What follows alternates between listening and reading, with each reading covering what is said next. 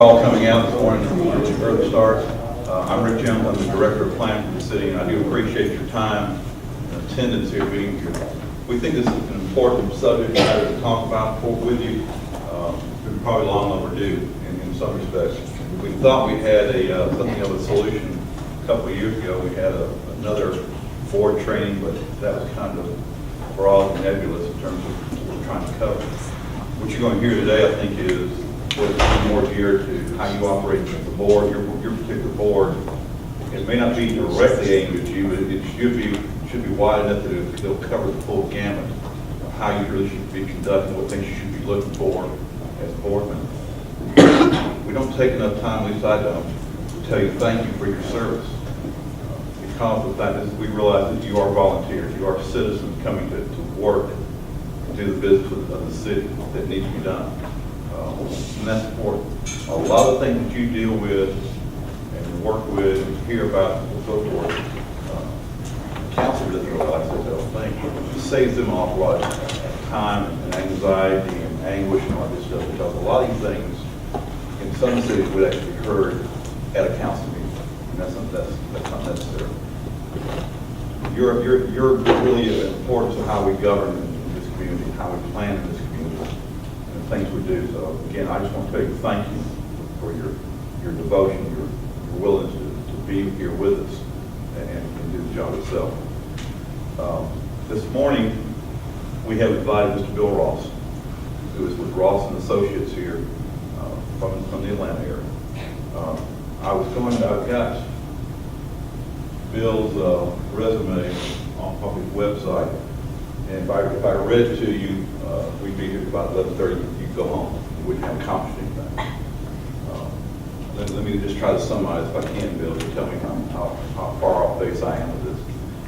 Bill is a planner. He has over 30 years of experience in this business, meaning that he's endured a lot of things as well. But he has come with us with an awful lot of knowledge and an awful lot of experience. He has worked with local governments, in local government, and with local governments itself. Of course, he is a consultant, but he has done things with the conference plan. He has written zoning ordinances. He's written deals that we just talked about, impact fees, things of that nature. He's covered the full gamut here in terms of what you're looking for in terms of how to get some gain some experience and knowledge back from him. He's going to come this morning and share with you what you should be doing as a board, how you should be forming your job. Hopefully, at the end of our session this morning, you'll say that we give you a better feel of how you can go about doing your job as well. We want to give you that tool, that knowledge, that information to help you do your job better. So, with that, I'm going to stop. Bill, please come. We're looking forward to you being here this morning. Thank you for coming.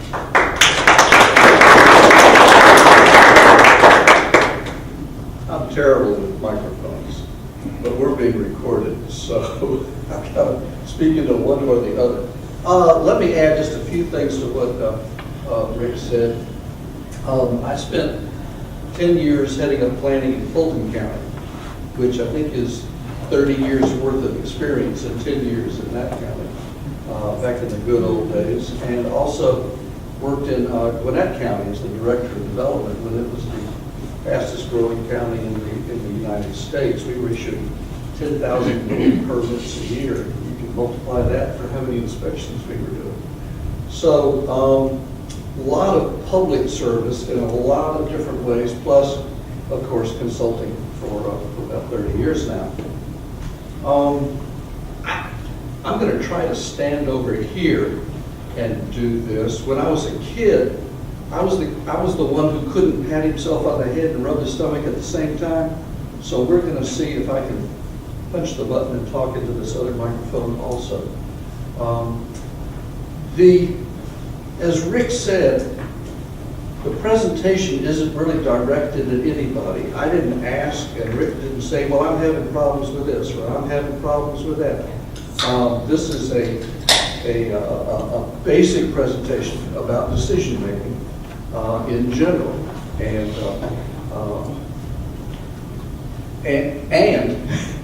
there's a planned question and answer time at the end of the presentation.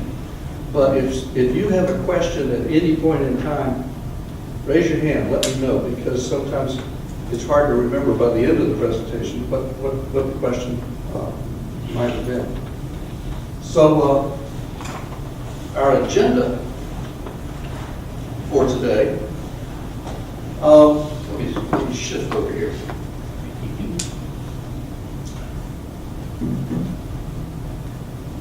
We're basically going to be talking about decision making and what are the ways you need to do that, what are the things you need to keep in mind as you make your decisions in your various boards. Let me ask, how many folks are here who are on the Planning Advisory Committee, Commission? I see they all grouped together over here for warmth. About the Historic Commission.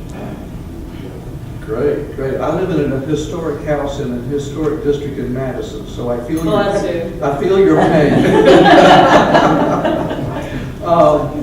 Facade board, okay. Great, and who am I leaving out? The Uptown, that's the facade board, excuse me. Zoning appeals, we got some zoning appeals folks here too, okay. So we've got everybody represented. So we're going to talk about where your power even comes from in the first place. What are the laws behind the creation of these various boards? We're going to talk about legislating versus quasi-judicial decisions. Some of you make legislating, some of you make quasi-judicial, some of you make both, depending on the subject that's before you. And we're going to talk about the role of the courts. I mentioned my experience in Fulton County because I got to be the client in all the court cases, zoning cases brought against the county. So I got to see the whole court process, not just my little part as a making testimony. And as you very well know, zoning law in this state is basically made in the courts. We got the Zoning Procedures Act that talks about procedures for rezonings, etc. But the courts are the ones who are defining what we do and how we do it, and it's all on a constitutional basis, and we'll talk about that. We'll take a break, unless you don't want to take a break. We'll take a break and then come back and talk about conducting public hearings, the process, the decision-making process, how to do it right, how to not do it wrong, that sort of thing. And then a wrap-up question and answer, if in fact there are still any questions to be answered.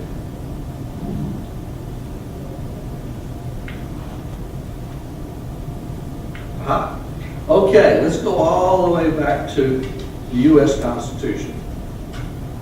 You have certain freedoms.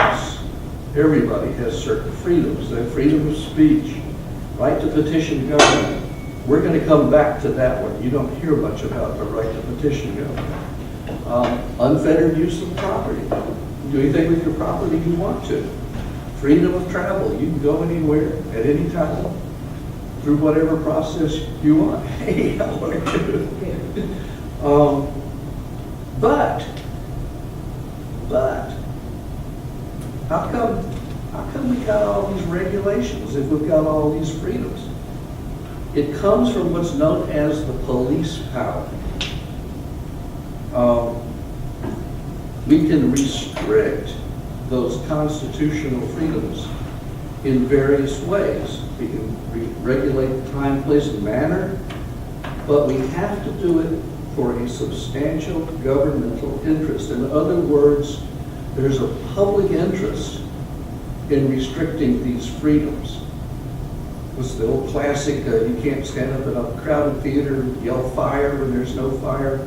There are restrictions that can be done, but the important thing is it's got to be done for a substantial governmental interest. And this goes back to a lot of U.S. court cases over the years. Pull this thing back a little bit. And this comes from an amalgam of Supreme Court rulings. First and foremost, the governmental interest has to be substantial. It has to be a real, and what are all your ordinances start about? Public health, safety, welfare, general welfare, or whatever. Those are stated public interests.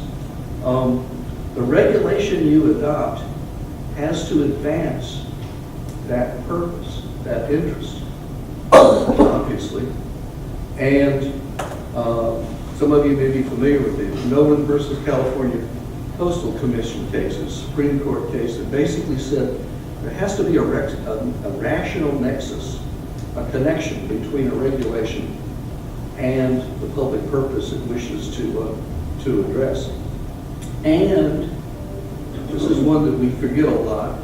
The regulation cannot be more extensive than necessary. Once you say, I've got a public purpose and I've got a regulation that is going to advance that, you can only go so far as to achieve that goal.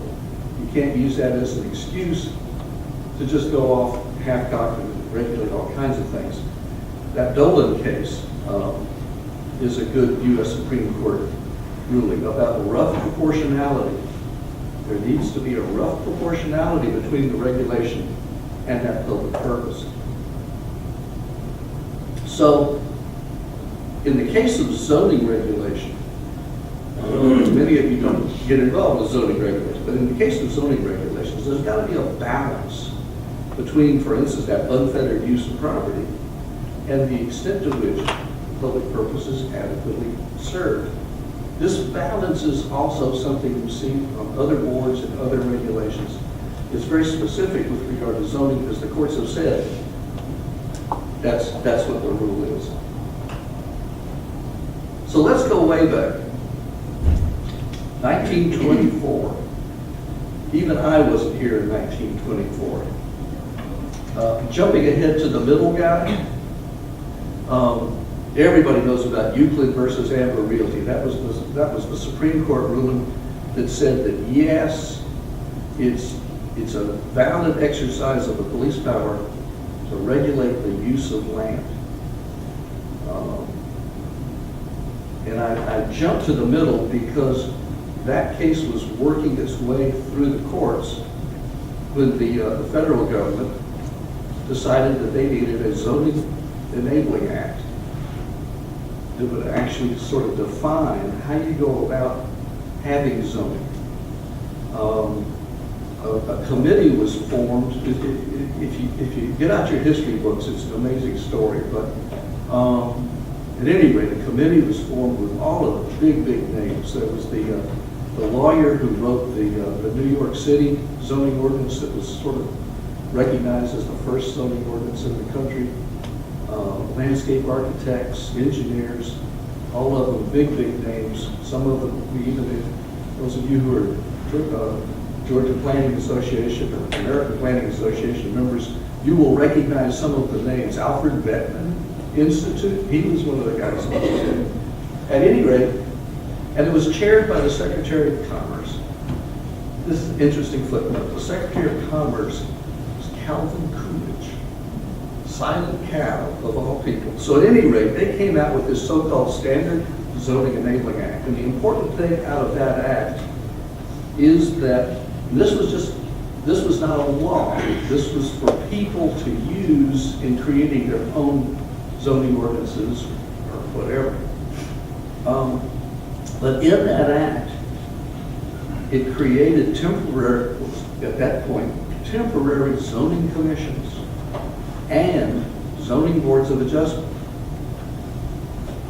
So the BZA goes all the way back to 1924, 1926 in your roots. The Planning Commission continued to evolve, however. The Zoning Commission was supposed to adopt a zoning ordinance and prepare a comprehensive plan. Which ain't the comprehensive plan we have today, but they're supposed to be based on a comprehensive plan. So And then, once the zoning commission got it set up, they were supposed to go out of business. But the Board of Adjustment stayed on for very good reasons. So then people started saying, well, how do we get a comprehensive plan? What is that supposed to be about? So then they came up in 1928 with the standard City Planning Enabling Act. And here, they specifically addressed planning commissions, that these commissions were to prepare these master plans on which zoning maps could be based. And they also got into land subdivision. So that's the far and beyond roots of what y'all do today on a monthly basis at least. 1957, Georgia finally got around to adopting the General Planning Enabling Act. And in that act, it said if you want to do planning and zoning and subdivision regulations, you got to have a planning commission and you got to have a Board of Appeals. They were required in that Georgia law to exist. And the old Planning Enabling Act went on to talk about how you organize them, what their powers were, what their procedures were, and whatnot.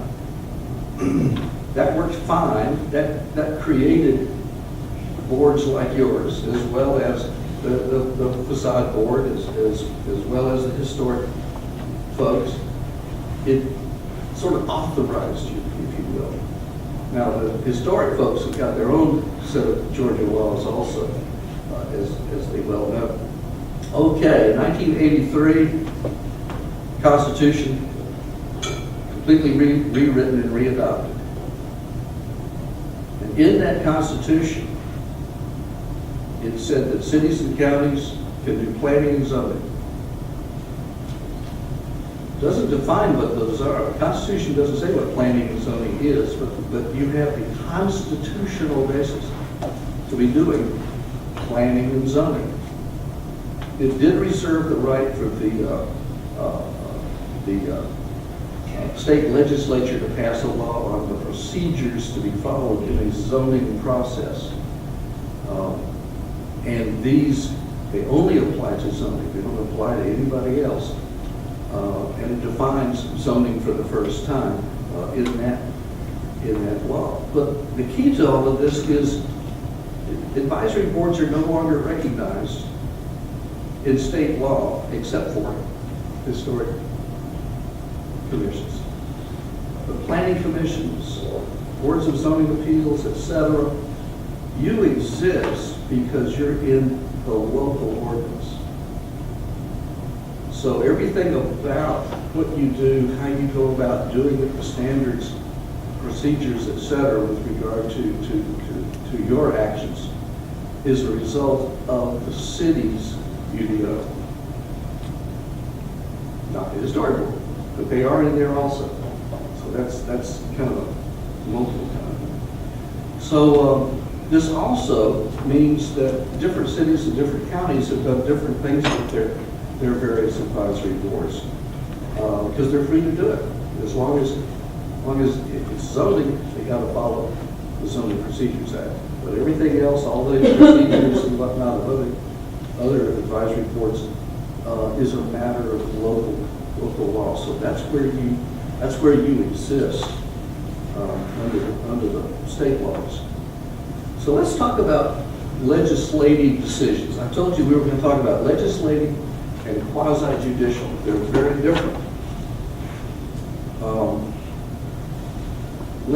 The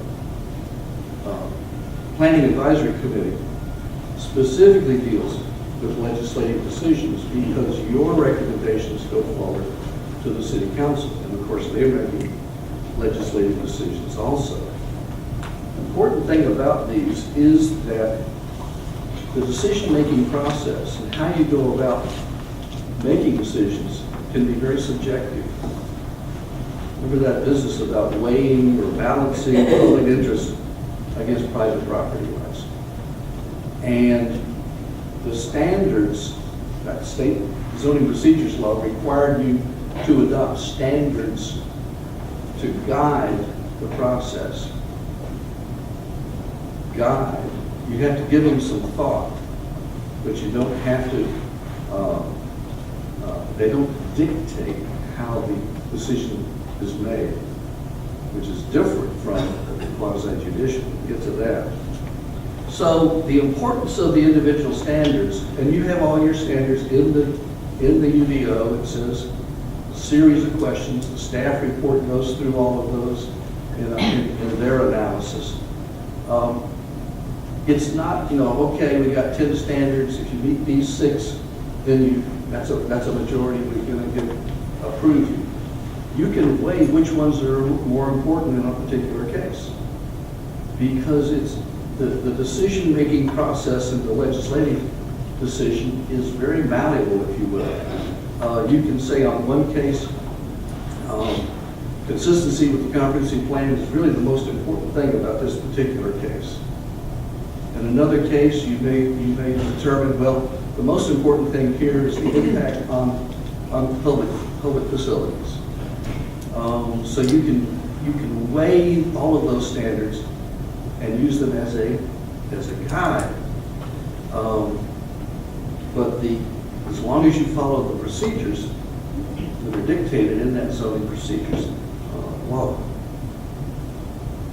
So the Zoning Procedures Act, you probably are very familiar with this. It defines what a zoning decision is: adoption of a zoning map, rezoning property, approving a special use. Here it's called special exception use. It requires that the City Council adopt procedures, and it talks about, of course, having a public hearing, notice of that hearing, etc. And it requires that these standards be adopted. It doesn't say what these standards ought to be. Again, that's left to each locality. Most people went out and adopted. First, they adopted the 5 that were in the zoning case a while back. When the courts, Georgia courts, finally started getting involved in zoning. That was not a good idea. Okay. Important thing, and again, we're talking about zoning here. The local government decides what they're going to be. They're relevant to balancing that interest, the public interest, and unrestricted use of property. Your standards are incorporated in the UDO. Everybody has standards, in fact, in the UDO with regard to what they're supposed to be looking at. In addition, the UDO requires that the facade board and the historic commission adopt standards themselves, and you've both done that. That's great.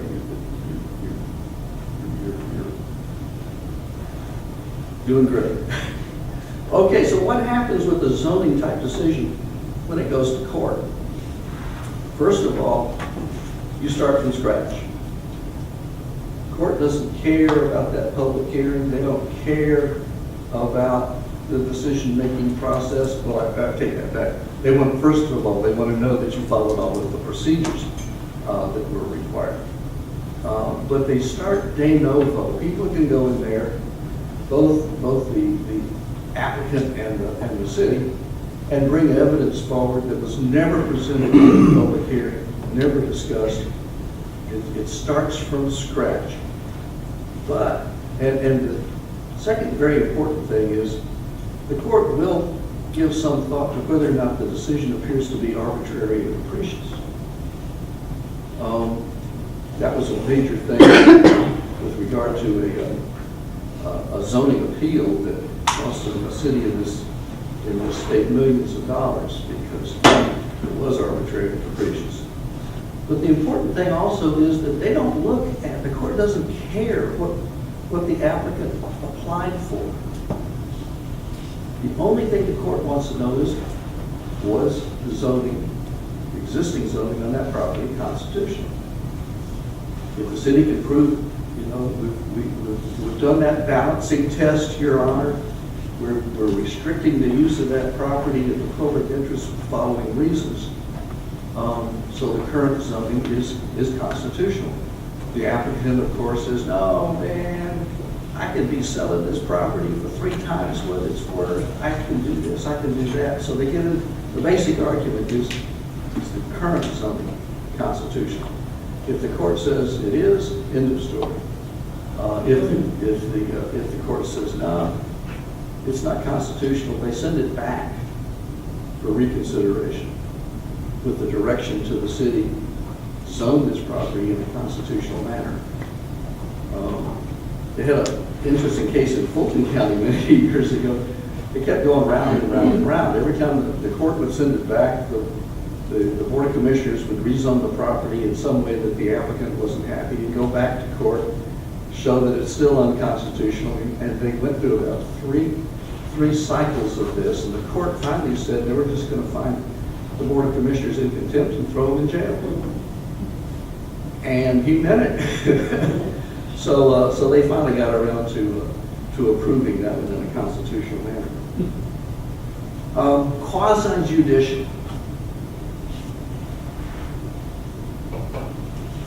Where's my planning advisory commission? We're okay. You are the only people in this room who make legislative decisions. Everybody else is actually making quasi-judicial, sometimes it's known as administrative decisions. And this is the sort of thing that the staff does all the time. The idea is, if you'll meet all the standards, you get approved. If you apply for a building permit, staff looks at your building permit. If you meet all the requirements of the building code, you get approved. Staff can't say, well, I really don't like the color you're using. They can't make that kind of a decision. That's administrative. And when a board makes an administrative decision, it's generally called quasi-judicial because you're kind of acting like judges when you're holding these hearings. Quasi-judicial have to be objective and based on findings of fact. Okay? In a zoning case, you can be kind of loosey-goosey. You can refer to the standards. Yeah, we considered this. Yeah, we considered that. Based on these findings, we sort of recommend this or that. In the case of quasi-judicial decisions, you meet the standards, you get approved. You don't meet the standards, you don't get approved. Now, there's a lot in those standards, obviously, that you have to make decisions about. Does it have an impact? Is it keeping the historical character of the area? You can use those standards and weigh them. But as soon as you say, yes, yes, yes, it has to be approved. Yes, ma'am. One question that's often come up in boards, and I'm not restricting it to any single board, is if it's that black and white, if it's that cut and dry, you have standards, have the standards been met? Why do we have boards? In terms of deciding, did they meet those standards? Could that be administrative? Yes, it could. Thinking of the Uptown Facade Board for a second. They have standards. Quasi-judicial. The staff could use the standards that board has already adopted. They make the same decision. It either does or doesn't meet the standards. With regard to historic preservation, it's a lot more loosey-goosey in deciding is the proposed modification or the new building, is it consistent with historical properties of the area? That's kind of, it's more subjective, but once you say, yes, it is, that's a yes answer. If it's no, it isn't. You deny that one. So there's a way, and having a historic board gives people who know what they're talking about an opportunity to look at these requirements. So I think I wouldn't turn to historic preservation into a strictly an administrative kind of thing, because I think that the expertise that the board, the members of the board bring to it.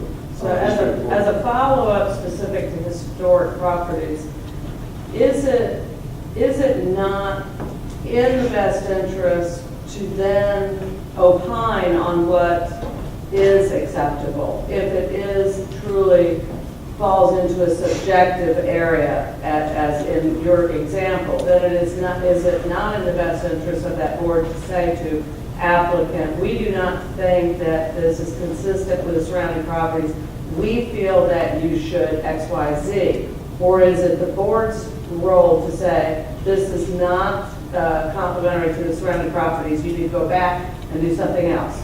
That's where I think sometimes, in my mind, I have a little bit of a conflict. Is it the purview of the board to make recommendations, to guide, to, to give their opinions, or not? Depends. That's a good answer. It depends on whether or not the comments are constructive.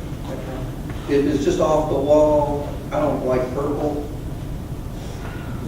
why not? Well, I just don't like purple. That's probably not. I don't like that material, Yeah. even though it's allowed. Yes. Okay. Well, if it's allowed, you're getting away from the standard itself. The important thing regarding these quasi-judicial is you have standards there to be met. Now, how someone goes about meeting them, giving some advice, there's no reason not to give some advice. But the bottom line is deciding whether or not something does or doesn't meet the standards. The applicant may say, why doesn't it? You can tell them. The applicant may say, well, what should I do about it? You can tell them. At least it's your opinion, but it doesn't change the standard itself. Now there are, as I recall, in the UDO, there are some variance possibilities that under certain circumstances you can actually grant a variance from the historic preservation standards for good reasons. But bottom line is, I think the role of all of these boards is certainly to give applicants some direction or idea about, well, how can I meet it? What should I do? You can't make them do something in particular, but if they don't meet a standard, it's good to tell them why. If they do meet a standard, congratulate them that they did. And if they say, well, I know that certain material isn't allowed, but I'd really like to use it. Too bad. Too bad, unless he's got a variance kind of situation, but unusual. Thank you. Yes? Sort of piggyback on this issue. Wouldn't also a guiding principle be the intent and purpose of a historic district in terms of what level of historical standard one is wanting to have the district meet? And then those standards based on that overall purpose or intention. Oh, yes, absolutely.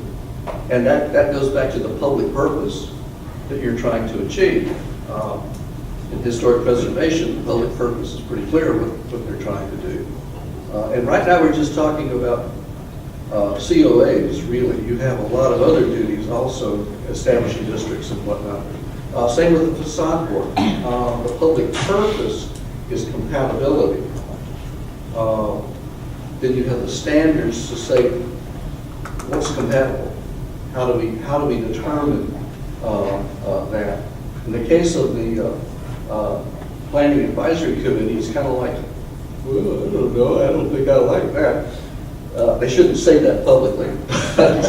It's a little more, I call it loosey-goosey, as opposed to the quasi-judicial boards.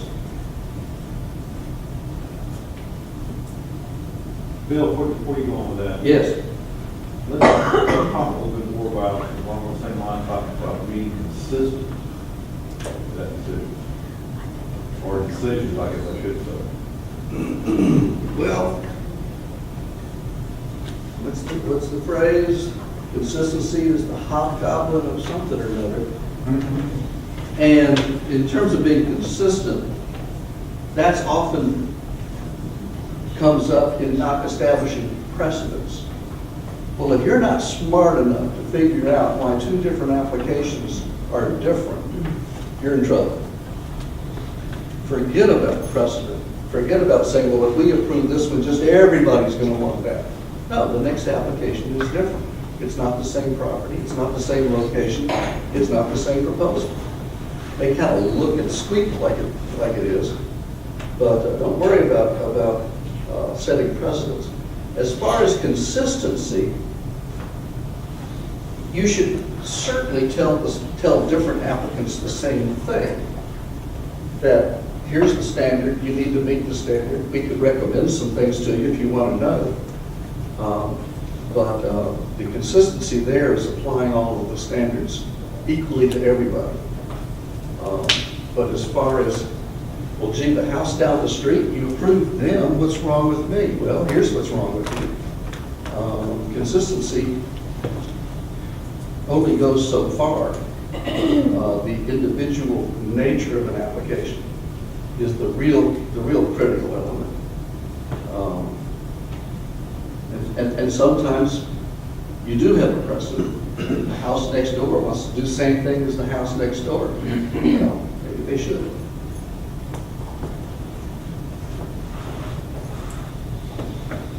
So I'm going to run through this pretty quickly, but why did we have, why back in 1920s was there a concern that needed to have boards of appeal even back then? What was going on? We didn't even have zoning.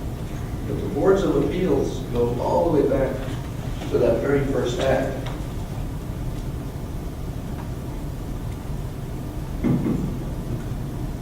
There was a time when nobody had zoning. There was a time when each and every city and county didn't have zoning, but they had development. People built stuff. And they did it from a market standpoint, whatever they could sell, etc. Here's a good example.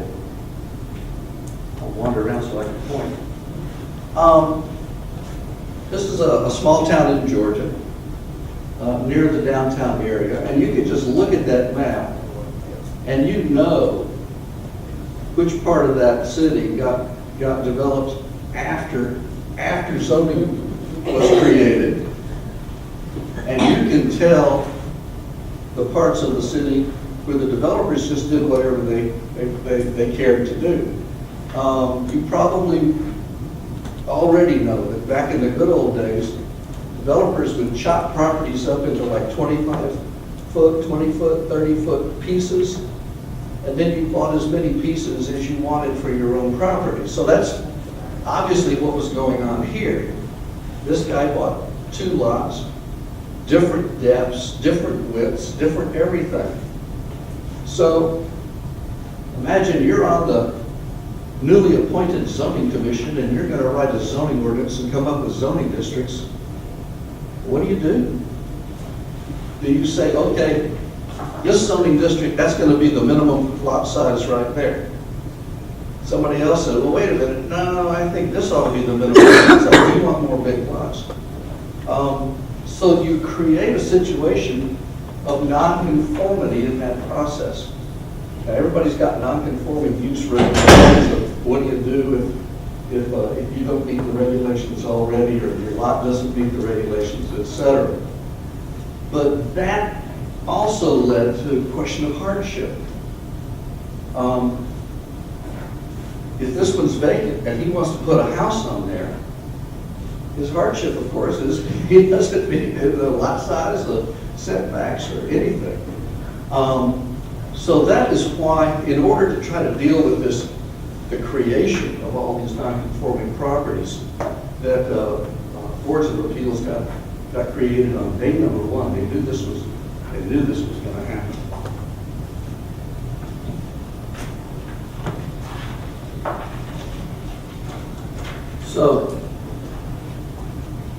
course, too, as you can imagine, variances were originally created to deal with hardships. You had to show that you just couldn't develop your property, you couldn't use your property in a reasonable manner because of what the standards are, topography, shape of the property, things like that.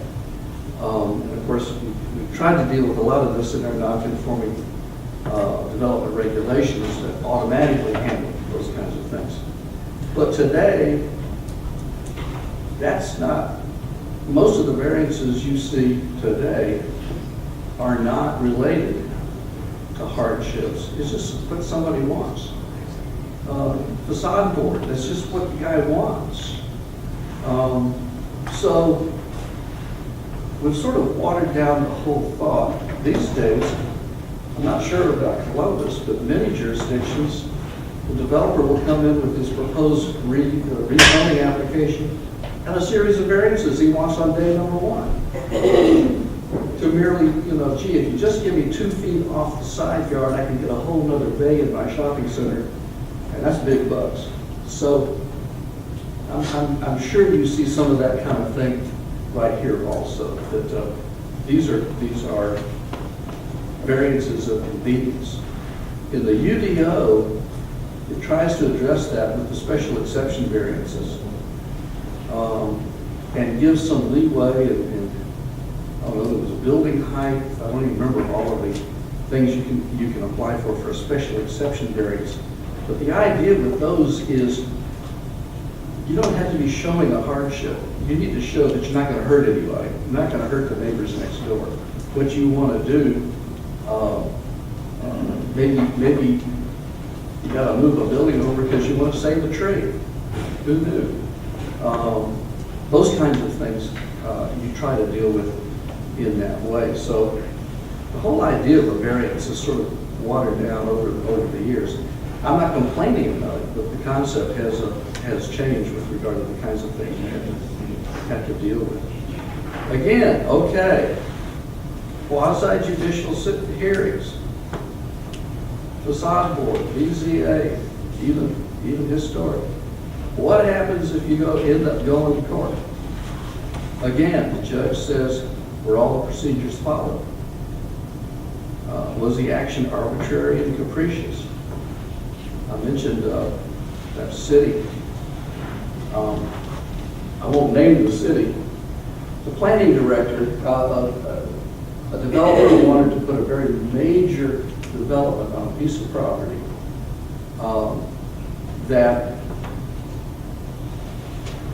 that needed or had been given variances in the past and waited for a while and then finally came in with his plans ready to go. And he had been rezoned before the regulations were changed. So the question was he grandfathered? Were these variances grandfathered? The planning director looked at the code, looked at what it said, clearly it was grandfathered, so he issued a letter to them that yes, they're grandfathered, they can use these old variances. They weren't that old, but these variances and whatnot. Well, the neighbors went back, you know what, they went crazy. And in the city, you could appeal an administrative decision by the planning director. And well, here also as an administrative decision. So the neighbors appealed. Their Board of Zoning Appeals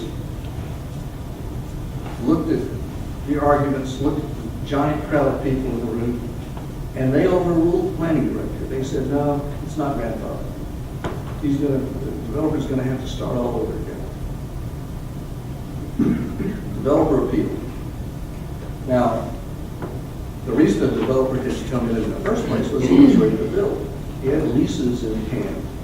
He had contracts with builders, etc. So it worked its way through the courts. This particular county was well known for being very slow to ever get around the cases. And the courts looked at it and said, it's grandfathered. It's clear as a bell. There's no question that this thing was grandfathered. So they found in favor of the developer, Meanwhile, as part of the suit, the developer asked for damages. He lost a bunch of the leases he had signed. He had construction money loans out there in the city. He was just, so put upon anyway. The city ended up paying this man millions of dollars in that case. So it's very important that you don't do something arbitrary and capricious just because there's a room full of people screaming at you in the process. Most important thing about quasi-judicial decisions is it's all based on the record if you go to court.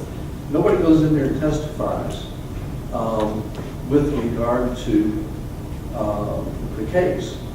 The court looks at the record, looks at the application, looks at the responses, looks at the minutes of the meeting. They look at everything on paper, and they make a decision on that basis. So the most important thing, the most important lesson here is be sure you perfect the record. You get it all on paper, you get it all on tape, you get it all somewhere written down, so that if someone wants to appeal your decision, that's what goes to court. And if the record's incomplete, the court's got nothing, they can't figure out what's going on, then they're going to rule in favor of the applicant. So that's the most important thing about what you're doing. And the secretary of these boards, he's keeping very, very careful record.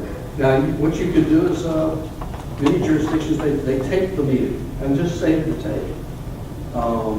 They'll do general minutes, as is required by the Open Records Act, Open Meetings Act. But they won't necessarily do a transcript. But if somebody wants to appeal, the tape is there.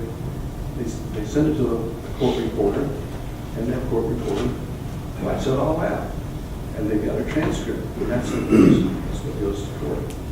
I got a question about that. Yes? If the recording isn't formally adopted by the board and then put into the minutes, is it permissible to be used in court? I'm not a lawyer. But I would imagine so, because you can't really adopt the tape per se. Now, the transcript could go to the board and say, did everybody say what this says? It said. And you could elucidate on that. Because typically our boards, I think they have the meeting and then the minutes from that previous meeting are approved. Yeah. So I assume that would be the record that is endorsed by the board, approved by the board, and then be. Well, there will be, do you have an answer to that question? Oh, okay. In the state of Georgia, as long as one of the two parties that are being recorded are consenting, then it's fine. Some states have two-party consent required, Georgia doesn't. So regardless if it's accepted into the minutes or not, it is still legally permissible. How is that consent granted? Well, you're the one recording, so therefore you're the one person. As long as your voice appears in the recording, then your permission is granted, and therefore it's legal. That's true for the Open Records Act. Yeah. I don't know how. And let me add, I mean, you're adopting minutes, but they're probably summary minutes anyway. For instance, XYZ came up, the vote was this and that, who voted for what, maybe a short description. Those are the minutes you're adopting. Now, the tape, ask your attorney. I think that it would make sense. First of all, remember, you can adopt your own standards and procedures in addition to whatever's in the UDO. You could have a procedure that said that any tape recorded, tape recording of a meeting that has been transcribed must come back to the board to review and approve.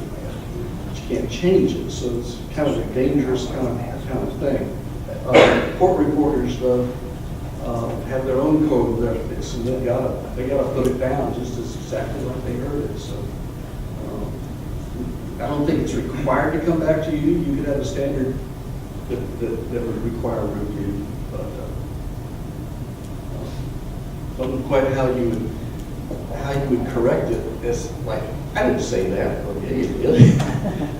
So, I don't know the answer, but I think the tape could be transcribed and sent straight to court. Bill, Yes, Bill, that's running under the assumption though that you still keep a copy of the recording. Most of the recording we're doing now is digital. Yeah. And we used to have little small Yeah. cassettes we take and put in the box somewhere, hopefully. Yeah. A lot of the conversations now, these meetings, once they go through the minutes, they may or may not exist at that point. well, I mean, we're looking at different days now, but in that standpoint. I think you only actually have to retain the recording in whatever format until the appeal process, until the deadline on making an appeal passes. Once you're past, and it's usually 30 days, 30 to 45 days, someone can appeal a decision to court. Once that period of time is passed, they can't appeal. There's no reason not to keep it, but on the other hand, I don't think there's any reason to. What other kind of lawsuit could be brought other than appeal from the decision? Yeah, I don't think they have to be kept for very long.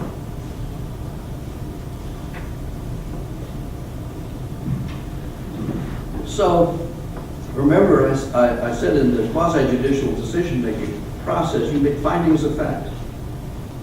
You determine that it does or doesn't meet a standard. It does or doesn't meet a requirement.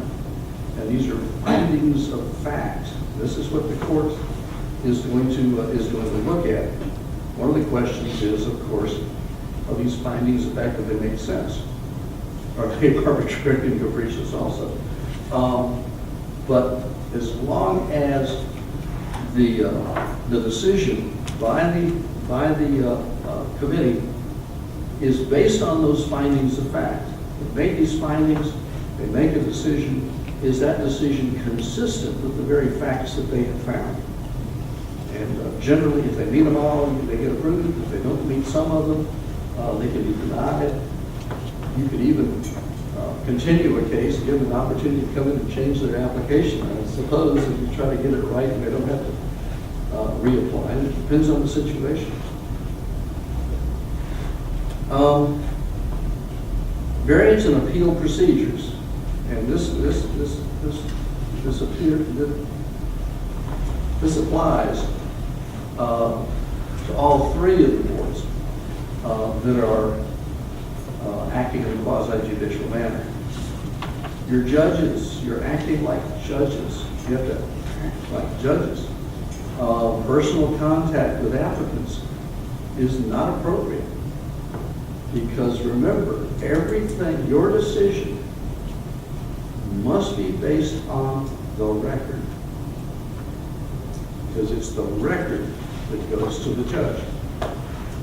If you have some information you know about the applicant or you know about the proposal or something, and you don't bring it out in court, it doesn't exist. And if you act on it, if that influences your vote, you can't show the court that that vote made any sense at all if it was at variance with the facts that were presented. So put everything in the record. As you well know, in a divorce case, the judge doesn't go over and sit in the home with the couple and try to work things out. He's the judge, or she's the judge. It's up to the two parties to make their case. The judge doesn't go in there working things out. Personally gathering evidence. Interestingly enough, that in that same city that had the millions of dollars in a ruling, the zoning, the Board of Appeals folks would go out and inspect the properties themselves, individually and independently. They would talk to the neighbors. They would talk to the applicant. Two of them had badges. Nobody could figure out where did they get badges, but they would flash their badge and demand to be given access, with a warrantless search and that sort of thing. Don't don't be out there on your own. If you take a group ride, you go around in a van, you look at the cases and whatnot, that's good. Try not to make a decision in the van. But don't be getting involved personally. Personal opinions. Yeah, I know that builder. He messed up the last one, and I just don't think we should give him another chance. You know, don't get into personalities. You might think it, but don't put that one in the record. And of course, if you have a conflict of interest, then disqualify yourself from the vote. Either leave the room while the case is being presented, or go sit in the audience and be quiet. I prefer that you leave the room, because conceivably we had a case where the chairperson had a conflict of interest. So he walked around, sat on the front row, and made faces, and this kind of stuff. That courts didn't like that one at all. They threw that one out. So at any rate, if you have a conflict of interest, recuse yourself. It's generally good to explain why you have a conflict of interest. Yes, sir. The act is legislative and not quasi-judicial. Right. What of these points would apply to It's possible that a special exception use is more of a quasi-judicial kind of decision. It's generally more specific in the standards. They're generally treated as legislative, and so you just treat them just like a rezoning case. Other than hearing rezoning cases and special exception use cases, what else does the PAC do? That's about it. Yeah, I think you guys are the one group in here that's purely legislative, because your decision, your recommendation goes to the city council. The arbitrary and capricious part is something to keep in mind, though. Even though you can weigh the cases and decide what's more important or less important, there have been situations where a planning commission has made a recommendation not based on the standards at all. In fact, sometimes they're even, there was one case they even on the record said they were making their recommendation for it because, I remember what it was.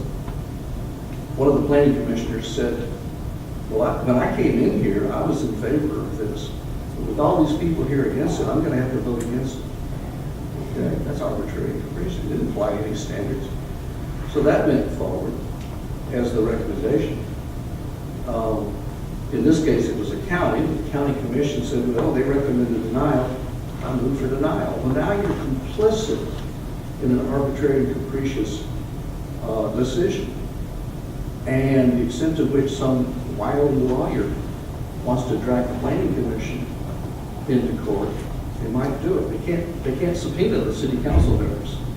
They can get the record, but they can put you in court to answer questions. So it's important that even in a legislative decision, that you use those standards as a guide, you consider them. It's even good to say, I don't think it meets this standard because, or I'm very concerned that this zoning is going to overload the traffic at this location, even though the commercial use would be appropriate, the traffic generated by this particular use would overload the roads.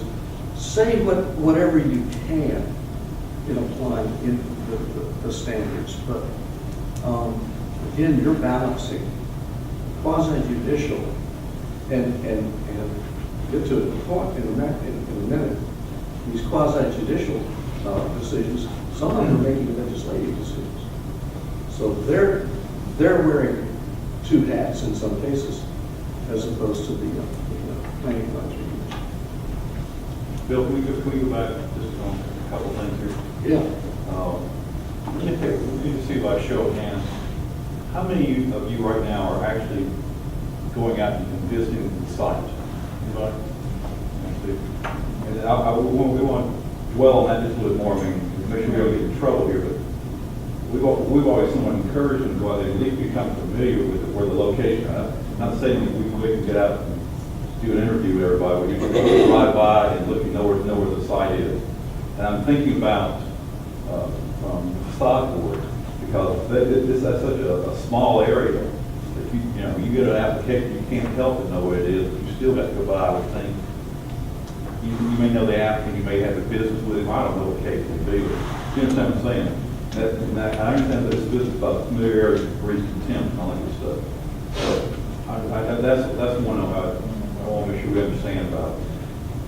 You can go forward. I think in the legislative decisions, the Planning Advisory Commission, it's critical that they get out and look at the neighborhood. And they shouldn't be knocking on doors and talking to the neighbors, but yeah, seeing the area, seeing the relationship to other land uses and whatnot. And that colors, of course, the application of the standards. Is the land use consistent with surrounding land uses? Well, it's a lot easier to get out there to look to draw a conclusion. In the case of quasi-judicial, knowing where the property is, driving by, looking around, it's not going to hurt the case. But any conclusions that you draw from that, and again, don't be knocking on doors, don't be talking to the neighbors, that's what the public hearing's for.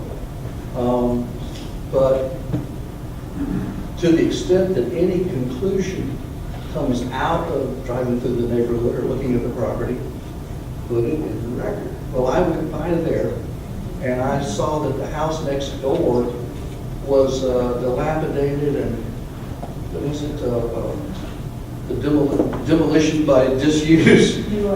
Neglect, that kind of a situation. Well, I saw that next door, and now, how does that affect me? Put it in the record, because it's the record that goes forward. You just shouldn't be doing investigations, I guess, is the way to put it. Yes, ma'am. Does this speak to ex parte conduct? Well, Georgia, yes and no. Georgia's relatively unique in many ways. If there doesn't seem to be anything in Georgia law that says you can't have ex parte conversations and whatnot. Your own standards can be adopted and say you can't. In other states, even zoning is quasi-judicial. In Florida, it's quasi-judicial. Most of the states in this country is quasi-judicial, and they always specifically say, number one, no ex parte conversations. Georgia's loosey-goosey on the issue. It's best not to. The first point says not to call you out on this, but the first point says personal conduct, applicants, neighbors, or opponents is inappropriate. Well, in my opinion, it is inappropriate, but it's not illegal. I guess is where I took your question more as legally were you bound not to do it? In Georgia, not too sure. I would say Ethically, I would say. Ethically, don't do it. Stay away from it. And sometimes you can't. There's a case coming up in an area that there's a homeowners association. You're a member of the homeowners association. Case is coming up. People come to the homeowners association meeting and start talking about the case and whatnot. You can get up and leave or just ignore it.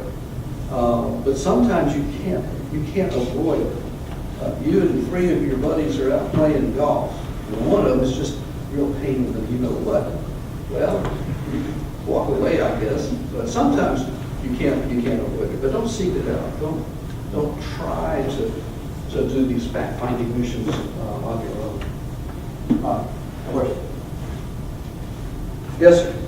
I do visit or ride by. I don't get out of the vehicle Yeah. and walk on the property. I never talk to the neighbor, and I never talk to the person. They don't apply. Yeah. There's a lot of cases where we have these cases, I mean, just bring a little piece of paper in there with it just kind of hand drawn out. It's hard to tell what the real world is like out there, without seeing how it's going to affect our city, it's going to affect the neighbors, Yeah. community, what the impact is. Yeah. And it's hard to tell. Yeah, well, I think driving by, looking at the neighborhood, first of all, you need better applications. People get apply for variance A on lot of the piece neighbors, you they know. get that notice, a lot of them are intimidated by it, they don't want to come. Yeah. And some of them don't even write letters, but they may Yeah. not like what's going on in their neighborhood. Yeah. Well, you're not their representative, you're the city's representative. And so, if somebody doesn't want to come to the public hearing or write you a letter, you can't beat it out of them. But, no, I don't think it's a problem driving around just looking, familiarizing Go yourself. back, I want to right here, that last statement you made though, Yeah. about representation. Don't self-give what you just said down in terms of not being. Well, what I said was you're representing the city on all of these.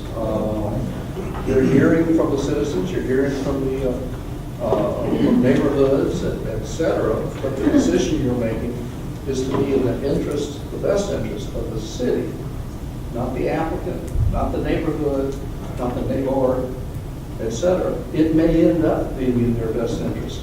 It may not, but it's the city's interest that you're there to address and protect. Yes, ma'am. What if you live in a historic neighborhood and are part of an association? You are going to hear from your neighbors about the neighborhood because they're the ones most interested in what is going on here. How should you handle that? You should say, I appreciate your thoughts. We're going to have a public hearing. You need to come and explain that or say that to the board because you're not their representative. You can be pleasant, or you can say, I appreciate your concerns, Right. but I really need you to bring it to the board. Don't just tell me because I can't go to the board and represent what you said to me. Right. Well, most of these complaints are things that go through a complaint procedure. You don't necessarily go through a hearing. And that is normally what I recommend for them to do. But at the same time, when things come up in that area, you also have to weigh your personal interest and the city's interest also. Is that what you're saying? Based on the standard. Based on the standards. If you have a personal interest, you probably ought to recuse yourself. What I mean, you have a personal interest as far as you live in a historic district. Yeah. And as a resident, you are wanting that district to improve, to meet standards and everything. So that's what I mean by the personal interest, Yeah. not individually as your own property. Yeah. And I would imagine everybody in here has an interest in the city and in the environment, the land use controls, historic preservation, hardships, and that sort of thing. There's no reason not to be interested. But you just got to encourage folks, thank you for telling me that, but you need to come and tell it to the whole board. Otherwise, the board's not going to hear it. Yes, ma'am. In the case of Bihar, we are appointed or recommended by the historic district to represent them. And I understand that we have to represent the city first. But for instance, I'm the representative for the Liberty Heritage District. And I confess, I fess up, everything that involves it, I do look at, well, first of all, if it, is meeting the standard, if it's what it's supposed to be, but how that district is going to be affected, particularly that one, because there's so little left of it that is historic. So I confess, think about with the Liberty, how it reflects on that district. But Well, you're still working in the city's interest, the public interest. The city said historic preservation is important, and they adopted the ordinances and et cetera. So while you're focused on protecting historic properties in the district, you're serving the city's interest. The city said historic preservation is important. As long as You're we just- follow the standard Yes. set by the city. Yes. Yes. And something y'all should think about. It's not clear to me from the UDO, well, with regard to public hearings, what I read in the UDO is one paragraph, first paragraph says you need to get the applicant together with the affected property owners nearby. The second requirement is you can have a public hearing if you want to. I think you should be having public hearings on these all the time, because the very determination of when should you have a public hearing and not, who are the affected property owners and who are not, that's dangerous territory. And just let the people living in the city, living in the district, let them decide whether they should be interested about a particular case. Well, you haven't asked a question yet. Yes, ma'am. From a planning and advisory council standpoint, we often have citizens contact us individually. Part of that is just very Columbus, but many of us are uncomfortable with that. I'm wondering if in the application process, Rick, would it be appropriate to, when folks come in to apply for a rezoning or special exception, would it be appropriate at that point to make it clear in writing and verbally that the applicant is not to contact individual commissioners? Sure. I mean, if not, we just need to come up amongst ourselves with a policy that all commissioners understand. Yes. That we're not supposed to be answering those phone calls and meeting those folks that are on the phone. Yeah, in those standards and procedures that you're allowed to adopt on your own, yeah, you can include that in there. What I was trying to say about Georgia is that specifically with regard to legislative decisions, it's not illegal to have these ex parte things. No, but it's uncomfortable. And- But, yeah, but being legal and being appropriate are two different things. Well, in ours, I mean, like almost all these, we're televised. So Yeah. when I have someone bringing a case forward and she reaches out to me and all of my commissioners and wants to meet in our office or for lunch, you kind of scratch your head and go, why? Or we have citizens that'll call each of us or email each of us and want to discuss the case. Well, really, if I'm not mistaken, that should be discussed at the meeting on tape. But I don't think we have anything written or sent out to our commissioners that has a clear definition of what should be done. And I don't know that the public realizes that they shouldn't be doing that. I think they kind of think of us as city councilors, where they can just reach out to us individually. So we may just need to kind of rethink kind of the application process. Yeah, I think that's what we can look at. Yeah, Maybe not just on this, but on all these applications. yeah. I have a question. Yeah, okay. Just a follow-up on the PAC. Okay. What is appropriate or inappropriate relative to communications among PAC members prior to meetings relative to this? No reason not to. If you're sharing your opinion about a case or asking another member, I didn't see anything in that application about this or that. And the other person might say, yeah, we ought to bring that up at the meeting. Just don't sit around and say, well, how are you going to vote? You're supposed to, even in a legislative decision, you're supposed to be walking into that public hearing with clean hands. Because the public hearing is part of the decision-making process. And if you've made up your mind ahead of time and tell anybody that you have, then you have not gone through the actual decision-making process in whole. Who can't walk into a meeting with some preconceived notions about, this is stupid. I can't vote for this, or, I don't see a problem with this. Don't say it. And don't conspire with your other members to see how they're going to vote. But, it's impossible for you not to have made up your mind one way or another. Now, you may have It may be tentative, you may say, well, I've got some questions that need to be answered at the public hearing, and I'll ask them. And that'll help me make up my mind, but, yeah, we're gonna get to don't promise your vote, we're gonna get to don't tell people what you think before the public hearing. Well, let me go down here. So all of these meetings, I guess for all four or so boards that are represented here today, all of those meetings are open meetings, public meetings, and public hearings. Is that correct? The Uptown Facade Board, the code only says they're having a meeting.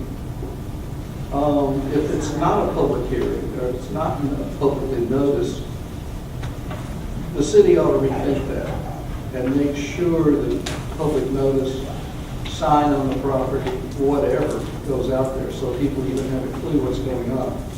The other three, you're required to have public hearings in the code. Okay, well, since they're public hearings, does that mean that the boards are required to hear comments from the public? And if they do hear comments from the public, do the comments have to be, does that person have to be, do they have to have standing? Do they have to be a party to the application? Or do their comments have to focus specifically to the standards? I mean, can they give their personal opinion and you have to sit there and listen to it? We're going to get to how to run a meeting right after the break. But the answer is, you certainly want to guide them, remind them that their comments should address the standards, because that's going to be the basis for the decision. And if they just want to complain about their taxes are too high, or whatever, they can't get their kid into private school, I mean, you can say, well, that's very interesting, but I need you to address the standards. So the chairperson needs to help kind of control the conversation. And we'll also talk about at the very beginning of the meeting, the chairperson or staff or somebody needs to say, here are the procedures, here are the rules. We're going to hear from the applicant, for instance, first. We're going to hear from the opposition second. Everybody gets equal time, so if you go over, we're going to give the other side more time. I mean, you tell them what all the rules are up front, and you encourage them at that time to please address the issues relating to the case. Please address the standards that we have to consider in this process. In the case of the Planning Advisory Commission, those standards have to be available in print at the meeting, and not in the zoning ordinance. It's got to be separate. It's got to be a piece of paper that they can read your procedures, they can read the standards separately, because that's in the Zoning Procedures Act. That act doesn't apply to the rest of you, but it's still a good idea to have that piece of paper available. If you have people sign in to the public hearing, put the stack right next to it so they can pick one up. Well, we also, I chair planning and advisory, and one of the things that I try to do and have been taught through previous chairs is if we have, especially a controversial issue coming up, and there's 15 people or 20 people in that audience, I make it very clear in the beginning that you're going to have an opportunity to come forward, but there needs to be a spokesperson, because I'm not going to listen to all 15 of you. Well, I've been advising We're them. going to, two problems with that. Number one, we listened to the previous chair. And secondly, we're going to get the So petition we're going in to your sit there for government. 3 hours and listen to the same thing over and over again? No, not necessarily, but you can encourage them to have spokespersons. You can No, but you can- encourage them, you can- but you can't require You them. can, and we don't require them. Yeah. Well, we ask that they have a spokesperson, or we remind them that if you're coming forward, please come forward with New information. new information, Yeah. not repetitive, Sure. And I think we do a Sure. very good job of it. Oh, yeah, no, there's nothing wrong You with know, that. so we don't require a spokesperson, but I Yeah. certainly ask if there's one, Yeah. and if there isn't one, that I remind them as they come forward, it's new information. Yeah. No, that's good. That's good. That's good. There are appointed boards that actually require spokespersons. And, Well, and you can't package, you don't need them come. well, that's true. That's true. But Yes, sir. Can you go into a little detail about what is and what isn't a conflict of interest? As far as if it's a a friend who is an applicant, or someone you know and you've worked with, or? I can tell we need to hurry up and get to the second half of this presentation. Rule number one, this is the Bill Ross rule number one. If your brain says to you, I wonder if I have a conflict of interest here, you do. Okay, just assume you do, if it even occurred to you. There's a Georgia law regarding conflict of interest. And it's the weakest thing you've ever seen in your life. Basically, to have a legal conflict of interest, you have to, or your spouse or your children, have to have a financial interest or will financially benefit from the decision. That's the legal side of it. The ethical side of it goes far beyond that in terms of deciding, not am I going to make money if I vote on this thing, or not make money if I vote on this thing, but also what are my connections to the applicant. Will knowing the applicant or knowing the application or knowing the neighborhood or whatever sway my decision? Remember the guy I just gave an example of? I came in here, I was going to vote for this, but now hearing all these people, I'm going to vote against it. That became a conflict of interest situation because he didn't make up his mind based on those standards and whatnot. He just said, geez, look at all these people in the room. But I'm going to leave most of conflict of interest for the city attorney to come and talk to you all about that. But just bear in mind, there's the law, which is very weak, and then there's just ethics. Just for everybody's education also, under the city charter, there is a section that deals with code of ethics, and conflict of interest and so forth. I know we made it available to the PAC members, we make it available to everybody else who wants to as well, but you do need to know and understand what the potential conflicts would be and what you could be in violation of dealing with the city charter according to the code. Okay, let's see if, I think she touched on that Liberty District. Yes.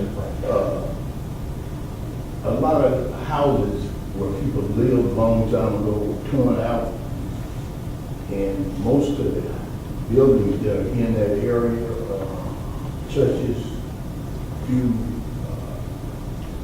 places that have been closed, they even built apartments in that area that don't fit characteristics of a historic district.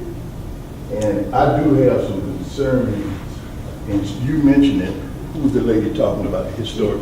You did that for you? That was I. But what I'm saying that how can it continue to carry the value of a historic district when most of the people that lived in that area no longer there, the houses all torn down? Is it the land issue that carried the historic district, or is it the structure in that area that carried historic? Well, in that particular instance, Coach, you're absolutely right that we've lost some of the characteristics of what that neighborhood folks grew up into. The Liberty Theater itself is still that's still at core.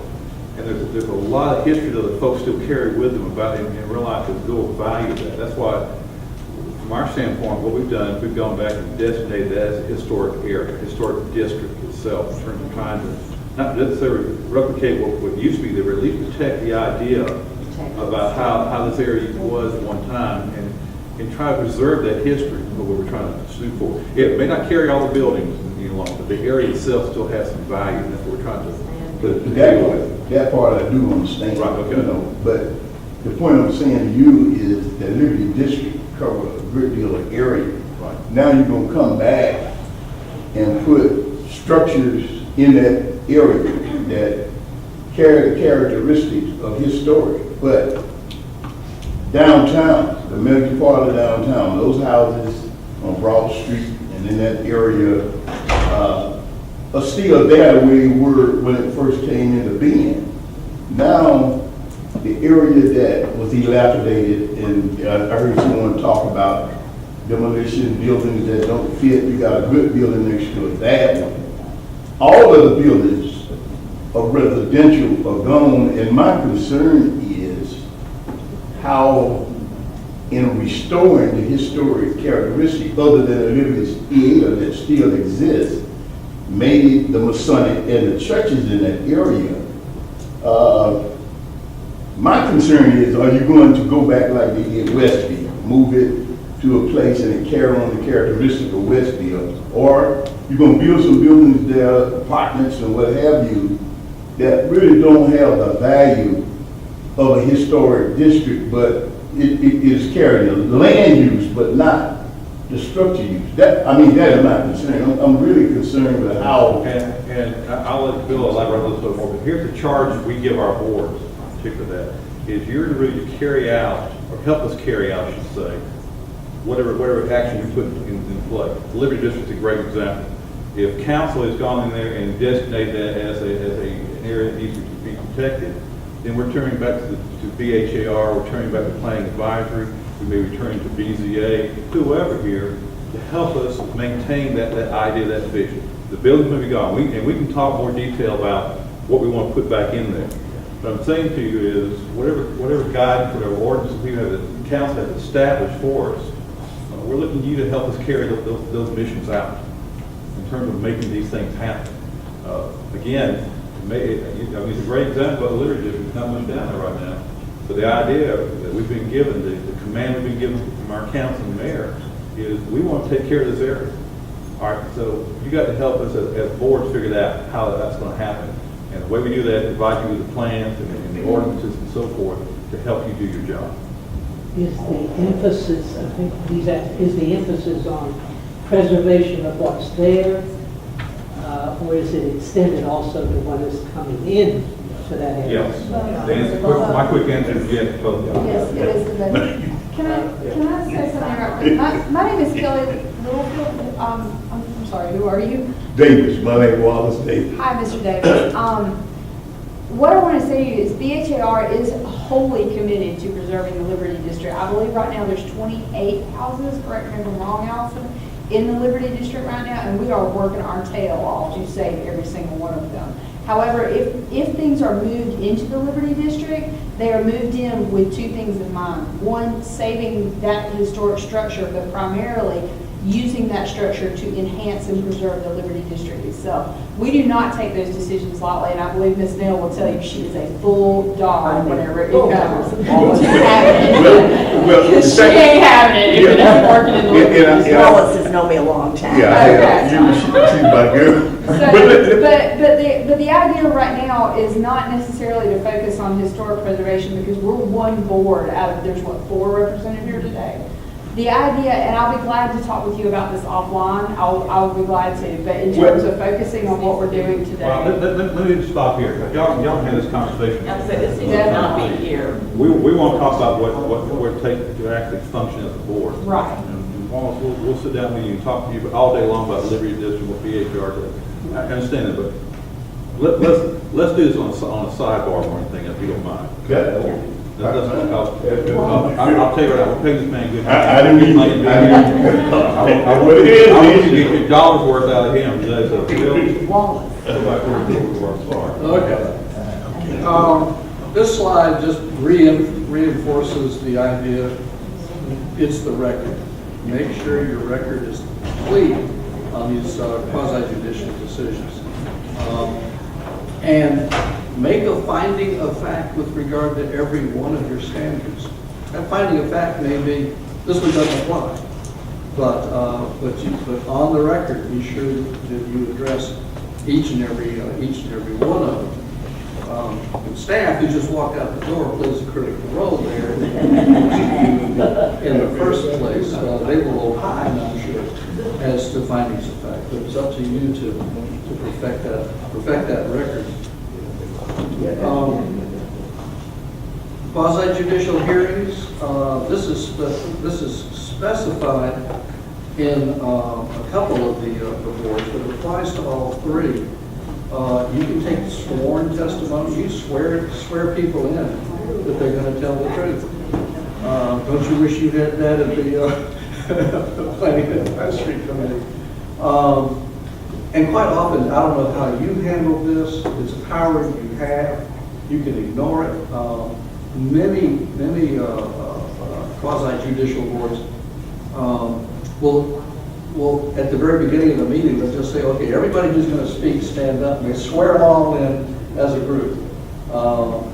And get past that. You can subpoena witnesses. If you're sitting there having a meeting, having a hearing, and you determine, well, wait a minute, you know, there's somebody who has a critical piece of information, and that person's not here. You can defer on the case and subpoena that person to come before you to, quote, testify, because that's what everybody's doing. They're testifying at these meetings, at these public hearings. Make sure you get all the evidence into the record. If people are passing out pictures or passing out stuff, make sure that that all becomes part of the record. And your own code says this, in at least one case, you've got to allow cross-examination. You're judges. You are quasi-judicial. You are just like a judge in a regular case, kind of. And the UDO, at least for one of the boards, actually expresses this specifically. But if somebody stands up, comes to the podium or whatever, and in addressing the chair says, "I've got a question for so-and-so over here who made some comments earlier," you have to allow it. They can ask the question. Protocol is tell them to address the board with their question, but then that person has to give an answer or decline to give an answer, as the case may be. But you've got to allow that, not just conversations between the people at the hearing and the board, but also people at the hearing and each other. Again, the chair needs to control this as you go through the meeting. You need to allow it. Your standards are already in the ordinance, plus other standards can be have been adopted. And I mentioned a special exception variance might be viewed as more of a legislative action than quasi-judicial. Because here, with these special exception variances, this is Board of Zoning Appeals, they're more like weighing. You know, one of the variances is an increase in height. We sort of weigh, so what's the impact? Is this good or bad? Is somebody going to be hurt or not hurt? So those might be legislative type actions. An appeal of an administrative decision is definitely legislative. You don't have standards adopted that an administrator in the city always has to tell the truth or whatever. So here, you're going to hear from the person who made the decision. You're going to hear from the person who says that they were wronged in some way. And you're back to weighing the evidence. You can't say, check this standard, that standard, another standard. You're weighing the evidence. So that's probably, again, a legislative decision being made by a quasi-judicial body. So trying to keep those separated as you go through the process is important. Break time. You want to take a break or you want to keep going? I hear break more than... So let's come back in about 15 minutes, then after.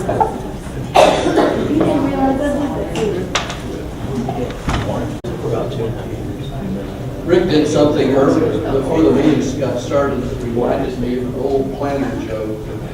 Rick knew the joke. Many of you may have already heard it yourself because it's just as old as the hills. But about the planning director, and been planning director for years and years. And every morning he would come in and sit down at his desk. He had one of those old-fashioned type desks, so he had a little steno drawer whatever they call it. He would pull it out, he would look at it, put it back in, and then start his day. Unfortunately, he died. He had a heart attack in the office, emergency, rushed him off and whatnot, but he died. So the next day, the staff assembles at the planning department, and they want to know what is it that he looks at every day before he starts his day. So they went in, they pulled out the drawer, and it said, red is commercial, yellow is residential. Some days I feel like that. Okay, now we're going to get into the meaty part, the fun part. And he emphasized what Rick told you before. None of this is aimed at anybody in particular. These are just rules to live by, if you will. So we're not saying y'all are not doing these things. Kind of a reminder of some of these rules to live by. These in particular relate to the members themselves, and this is all for board. You're responsible for establishing a professional atmosphere. The way you act is the way the public is going to see you and think that they're supposed to act that way too. Yelling and screaming at each other, stomping out of the room, etc. It's not really decorum. And so being polite, I'm sure all of you have members address the chair with questions or whatnot.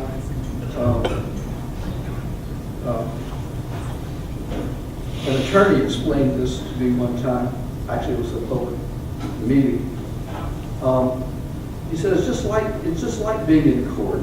Even the PAC. It's just like being in court. You can't turn to the other attorney and say, "You idiot! What made you think of that?" No. You turn to the judge and say, "Your Honor, my valued opponent just made the most ridiculous comment I've ever heard in my life." So that's decorum as opposed to personal attacks. I don't think any of you do that. Always express an open mind about, in this case, a zoning issue, but any other issue. And this kind of goes to the point that you asked about. Don't make it seem as though you've already made up your mind on a case. You might have. Just don't tell anybody. Express that you have an open mind, that you need to hear from all sides of an issue. That's why you're going to have a public hearing, and people should come and speak, because decisions won't be made until after that meeting is over, at the end of that meeting. Don't promise a vote. Don't go to your neighborhood association and say, "I agree with you guys, and I'm going to fight for you if this, when this case comes up. You can count on me." That's not expressing a continuously open mind. Make your statements to the chair, and don't inject personalities. My fellow board member, who is a known drunkard, I ran into him at a bar yesterday. I don't believe that he's going to vote on this case, or whatever. Or that person who just made a comment to us at the public hearing. I know that person, and I know they're a liar. You can think all this stuff. Just don't say it. You may know he's a liar. So.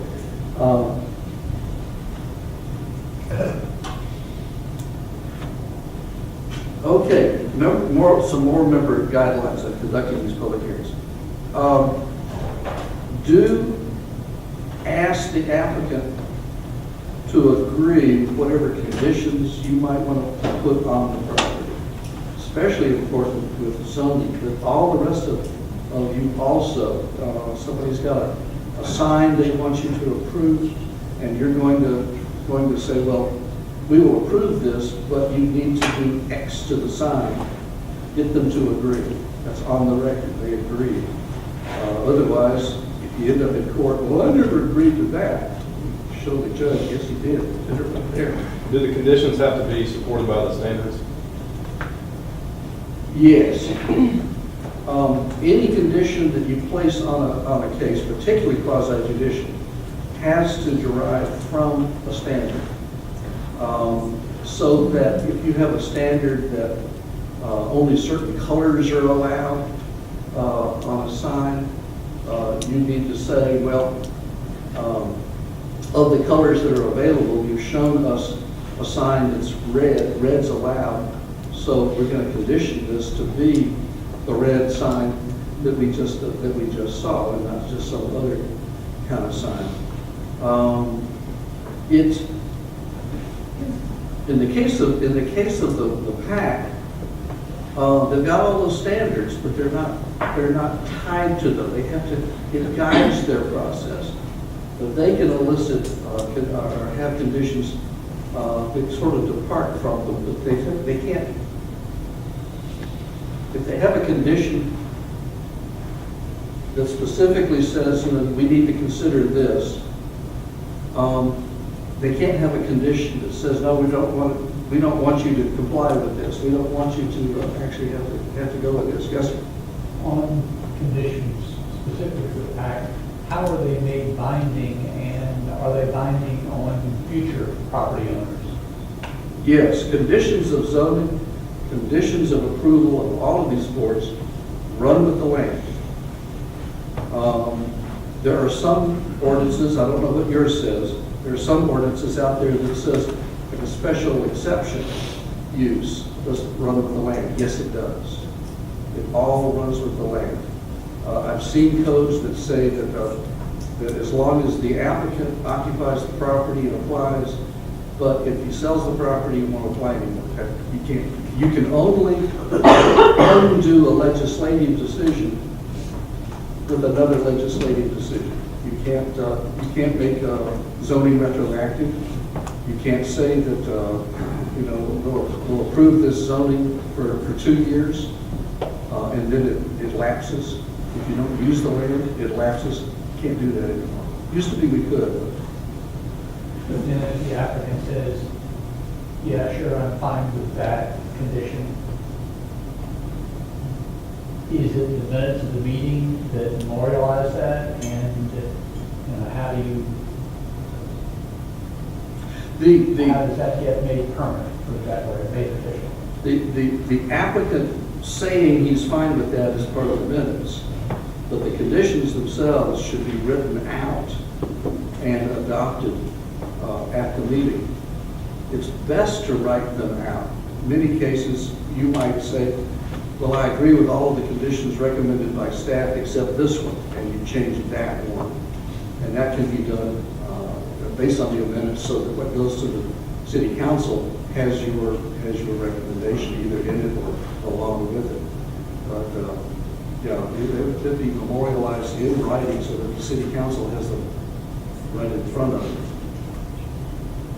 And what we do with PAC's recommendations are, we incorporate them into the planning department staff report to council.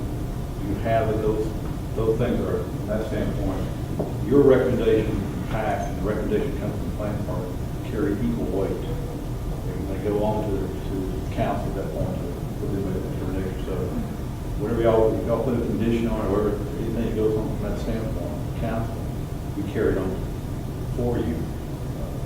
Make sure that the council has it. Hey, Rick, I've got a question. This may sound really ridiculous, but let's say we and city council pass a zoning with some conditions or whatever, and 10 years later, that property is sold. And if those conditions follow with the property, how does that new buyer know what the conditions are? And how is that, where is that kept? It's kept in our office, and it's been a practice for some time now that any zoning map we have, that ordinance number is on that property as well. So as far as any office has turnover, and some folks, you don't, not gonna remember like that. Right, well, But we do go back to that point, of looking at that zoning map as that key point now, saying, all right, has it ever been rezoned? If it has been, what's the ordinance number, and what carries with it? We look at it in that sense. So,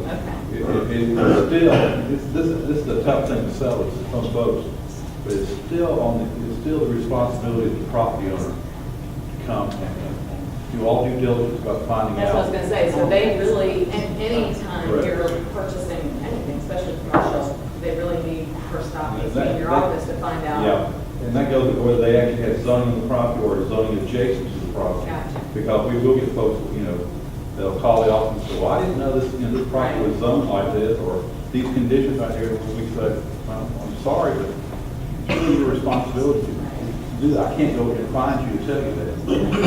Thank you. And that's an important point too. Under the law, the property owner is responsible to know what the hell they're doing. Yeah. And they're responsible for complying with the law. That's why if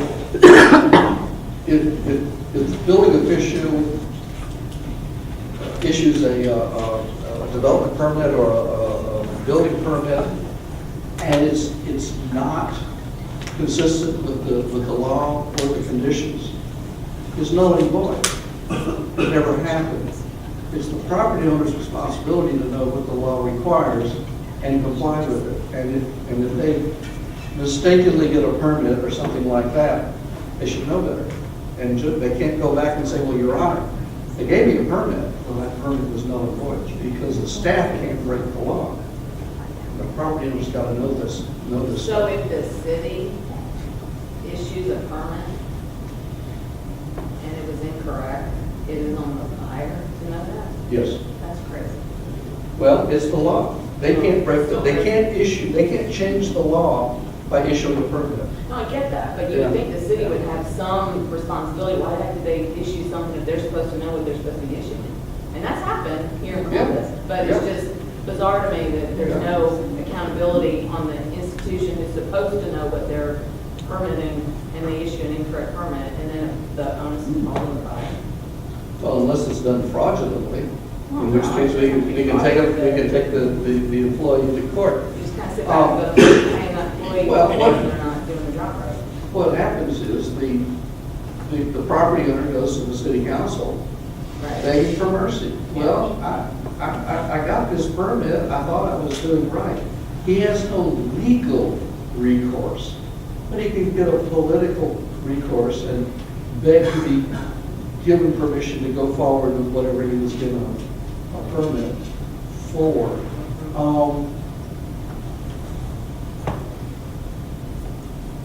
Major case in Fulton County, right to this point. There was a subdivision right on the Chattahoochee River, so very hilly, lots of topo. And the subdivision was permitted to have one entrance off of this major thoroughfare, Riverside Drive. And there was a creek that runs along a lot of the property. So an applicant came in who wanted to cut the hill down and build his house on level ground, and then behind him they have a retaining wall up to the top of the subdivision and whatnot. And in order to do that, so he couldn't get access from this the subdivision street. So he came in and the engineering department gave him a curb cut permit off Riverside Drive. He, and of course, needed a little bridge over the creek too. He cut the whole hill down, leveled the lot, spent an enormous amount of money doing all of this. Somebody happened to notice, one of the neighbors happened to notice, found out that the permit was issued in error. Right on the subdivision plat, it said no access. I mean, it was so clear as a bell. And so the guy said, I spent all this money, went to court. The court said no. Because it was on the plat. Yeah, it was on the plat. You should have known. You should have known that permit was issued in error. The fact that you relied on it is no basis because it was null and void. And that's kind of an extreme case. It's an extreme case. But legally, that's the rule.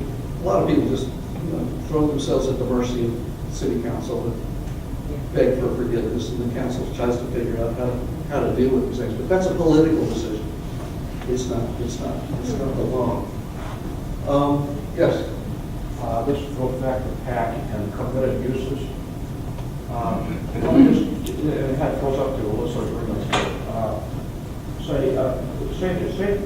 assume for general commercial, that you could have hospice and a church. Let's just assume that for purposes of discussion.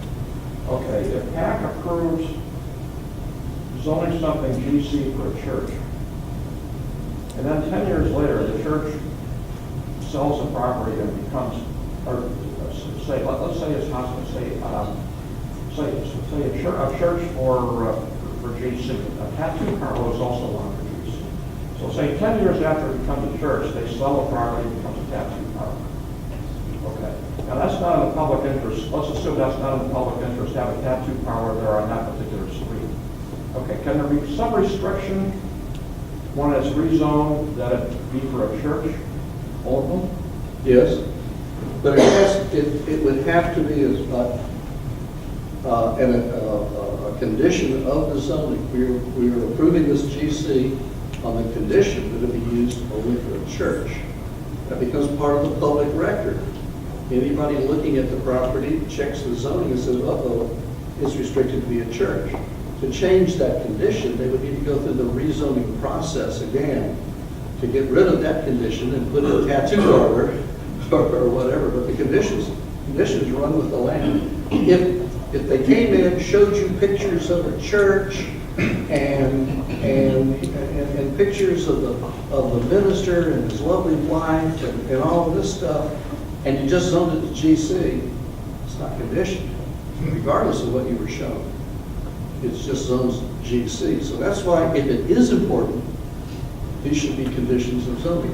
You can go too far. I've seen folks condition uses not only on a church, but also several other possible permitted uses that would also be acceptable. But generally, they just zone property to the use that's actually being shown. Yeah. So, and you can't have reversionary clauses anymore if something doesn't get built. So conditions run with the land. Yes. How would you justify that then?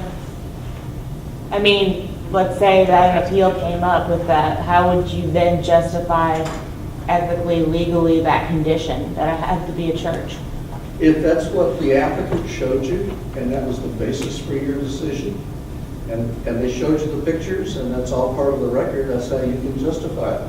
That's why you also ask them to agree to the condition. If the person said, well, we might want to be a tattoo parlor. Oh, really? As long as they're telling you they want to be a church, and you say, okay, we're going to zone the GC to be a church, do you agree with that? And they say yes. Got them. The property owner has now agreed. The fact that some new property owner shows up later, so it stays on the land. But that would be if it was GC for, it was in the record as GC for a church. Yes. Okay. Yes. But if it's just GC, I mean, in the application they say we want to go to GC because we want to have a church. That's in the application. But the motion is a vote for only GC. Then it could be a tattoo parlor. Yes. We're Unless passing you a put the motion for condition. GC for a church only. Yes. Okay. Which then a new property owner could then apply for rezoning again to change that condition. And you would have a chance to see what else they might want to do.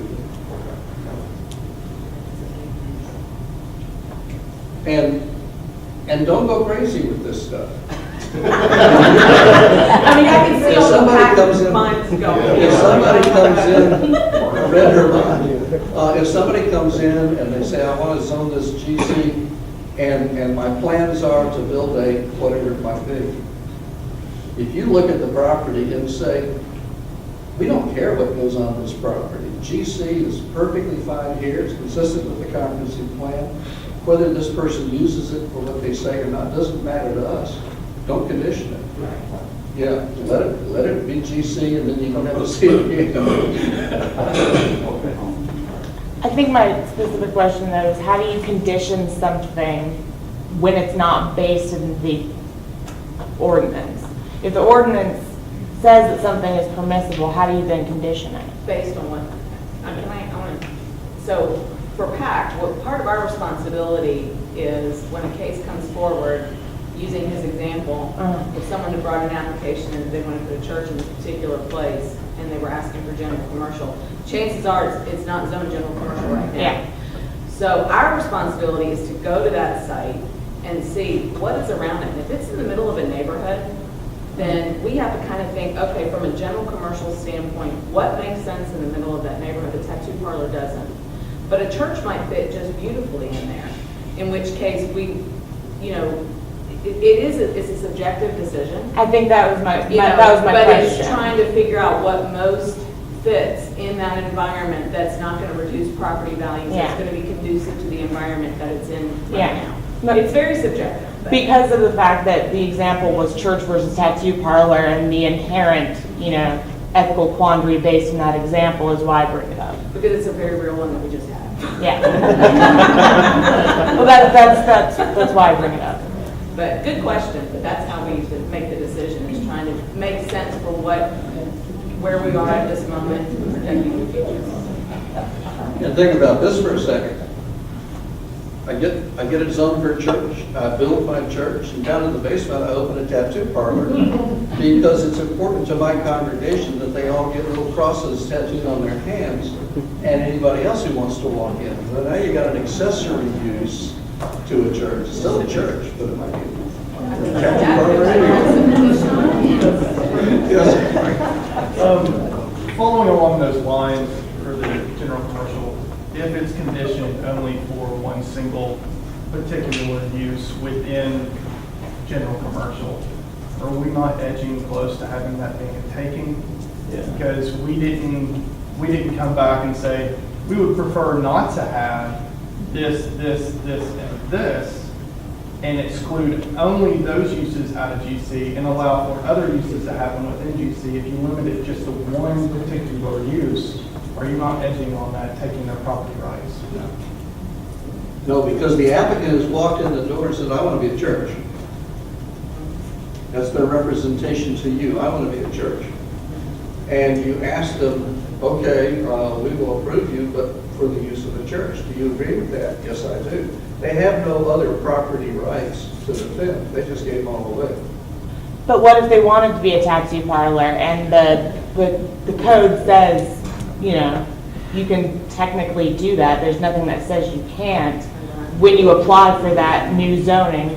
But then you go into the board and they say, well, we don't want you to be a tattoo parlor. We'll rezone you this, but you can't be a tattoo parlor. You have to be a church. We'll deny you.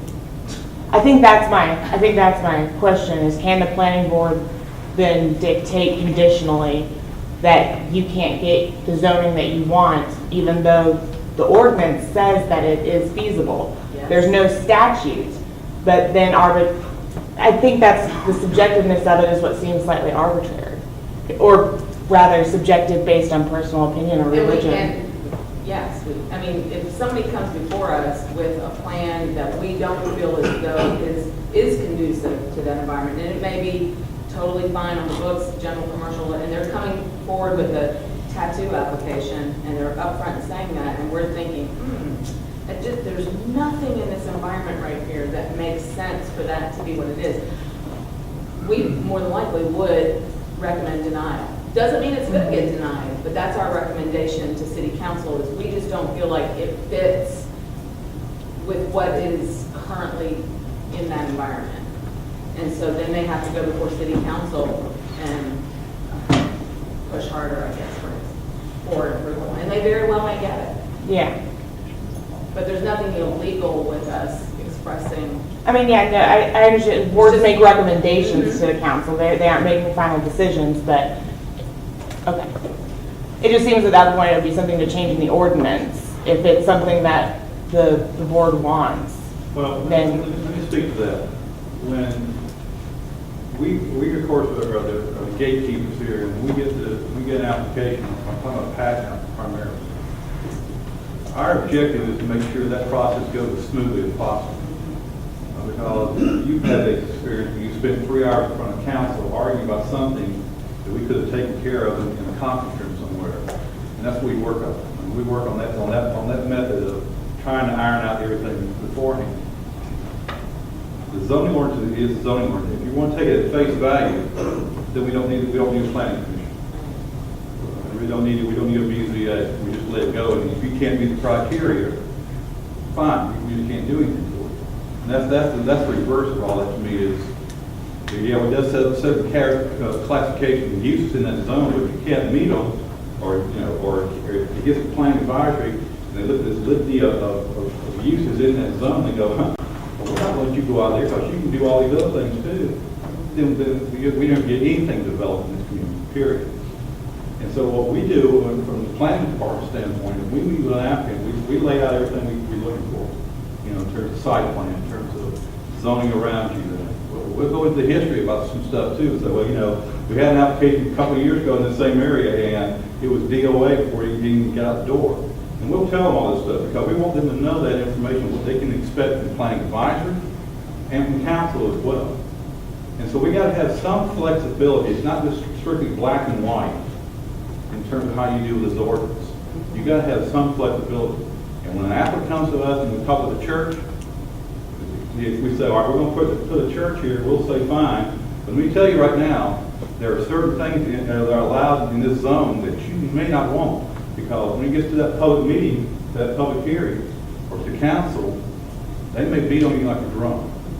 And we say, you need to consider that. We don't say, take this out, or we're going to make you take it. We say, if you're agreeable to that idea, take it out. You tell us what you don't want in there.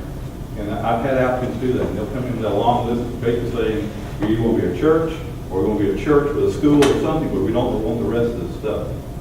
And that's the real objective here. And that's where it really kind of plays into this thing about you've got to have that flexibility. You've got to have that common sense approach to this stuff. Or otherwise, we don't get anything done, period. And all we do is fight. And that's the last thing we want to do. And that's I don't think we've seen any cases where it's say they want to go GC and they want a church and all, where it's such and such for them to take certain things out, like a tattoo parlor or a car sale or something like that. I don't think I've seen any of those. You may not have, or you may have, just don't realize. I hope that's the last cases. But at least, I mean, the good nugget we're trying here. that thump a little bit here.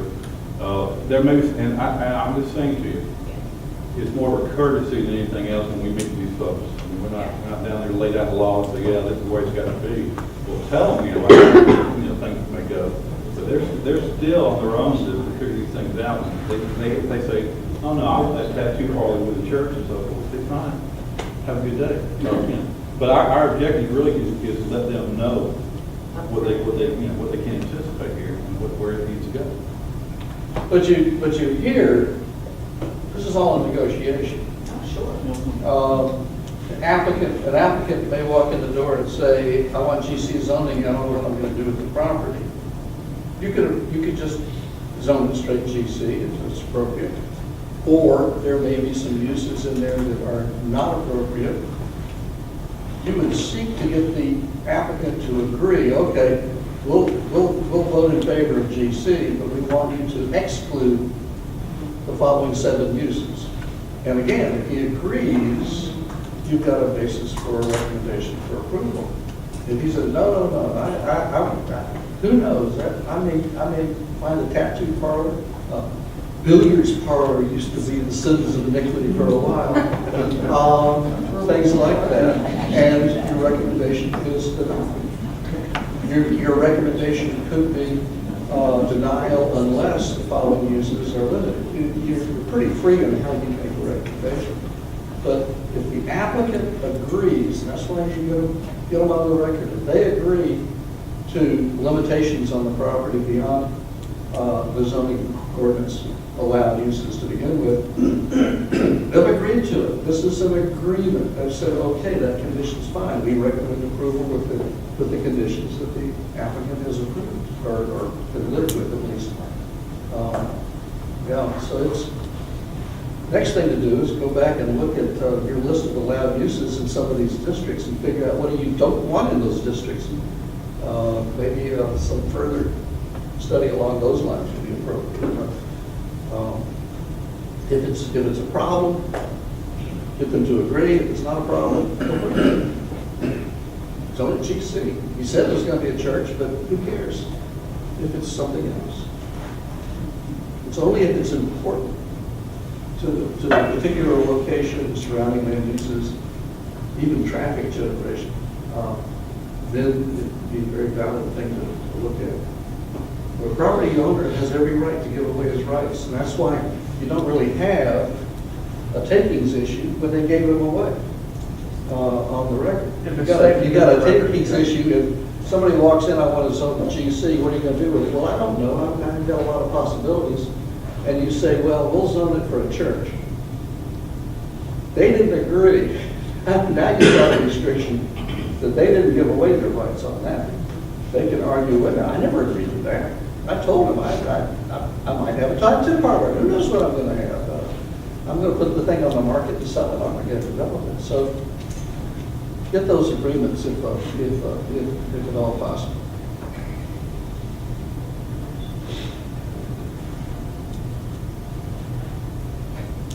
And again, about conflicts of interest, it's best if you leave the room. Go have a cup of coffee somewhere. Let them call you when it's time to come back into the meeting. The interesting situation when the applicant is actually one of the board members, that always gets crazy too. Yes, sir? Well, going along with that, is there any reason why a non-voting member, say like support staff, is there any reason for them to recuse themselves from an application? If they have, If they're, you say they're non-voting, but Like I write this down can they before. talk about it? Can they talk about the case? Can they enter into the discussion? They just can't vote.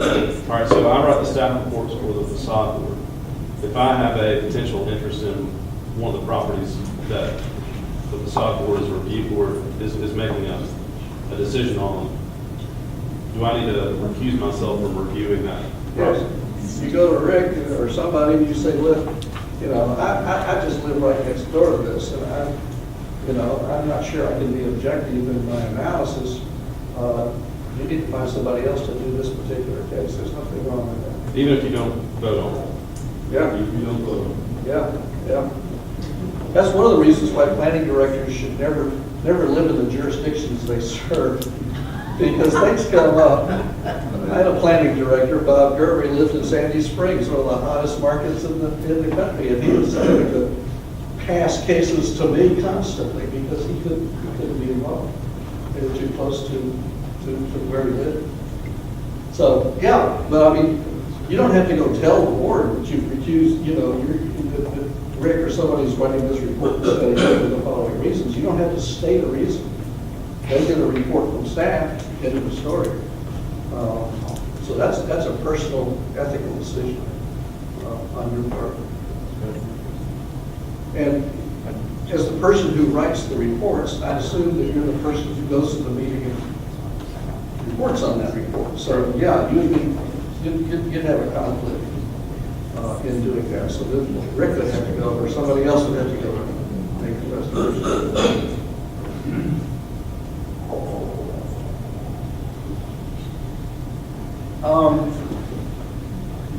And this question came up before. Use the standards. Base your decision on the standards. Reference the standards in a motion to approve or deny a case.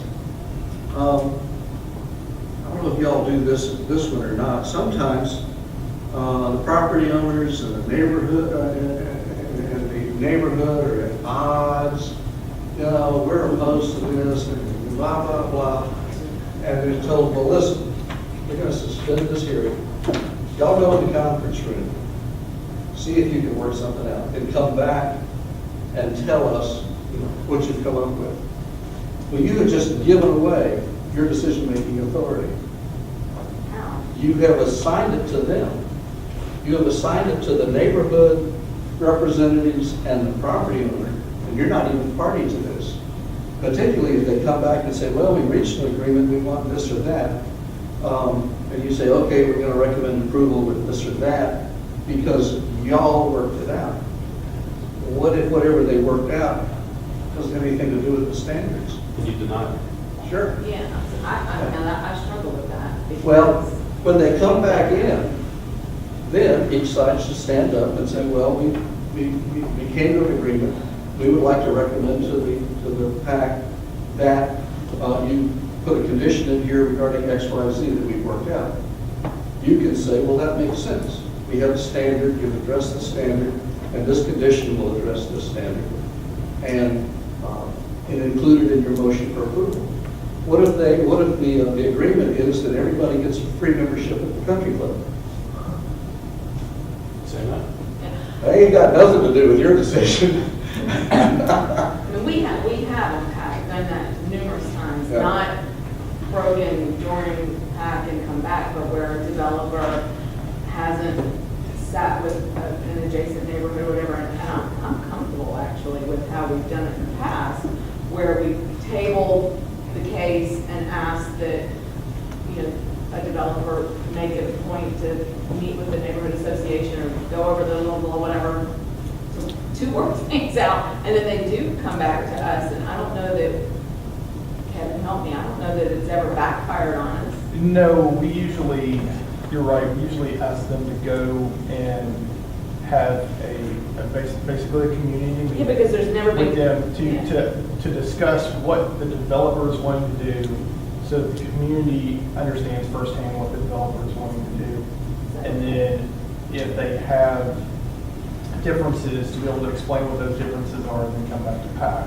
And then they come back to PAC and they'll explain whether the reason why they can't vote for it or why they're still in opposition of it.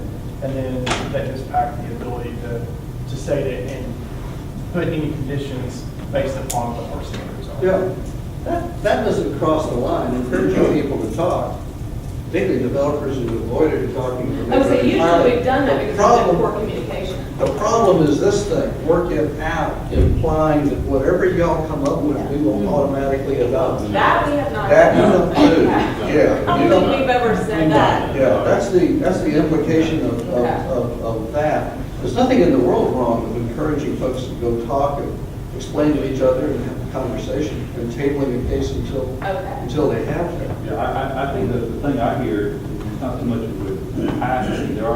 There are things where they get to a meeting, they'll say, well, the water runs off my property onto yours and so forth. Okay, y'all need to work that part out. We're not talking about what the real conditions may be on that. It's just about there are issues that need to be addressed in terms of like ingress and egress to a neighborhood, how you want to impact the neighborhood.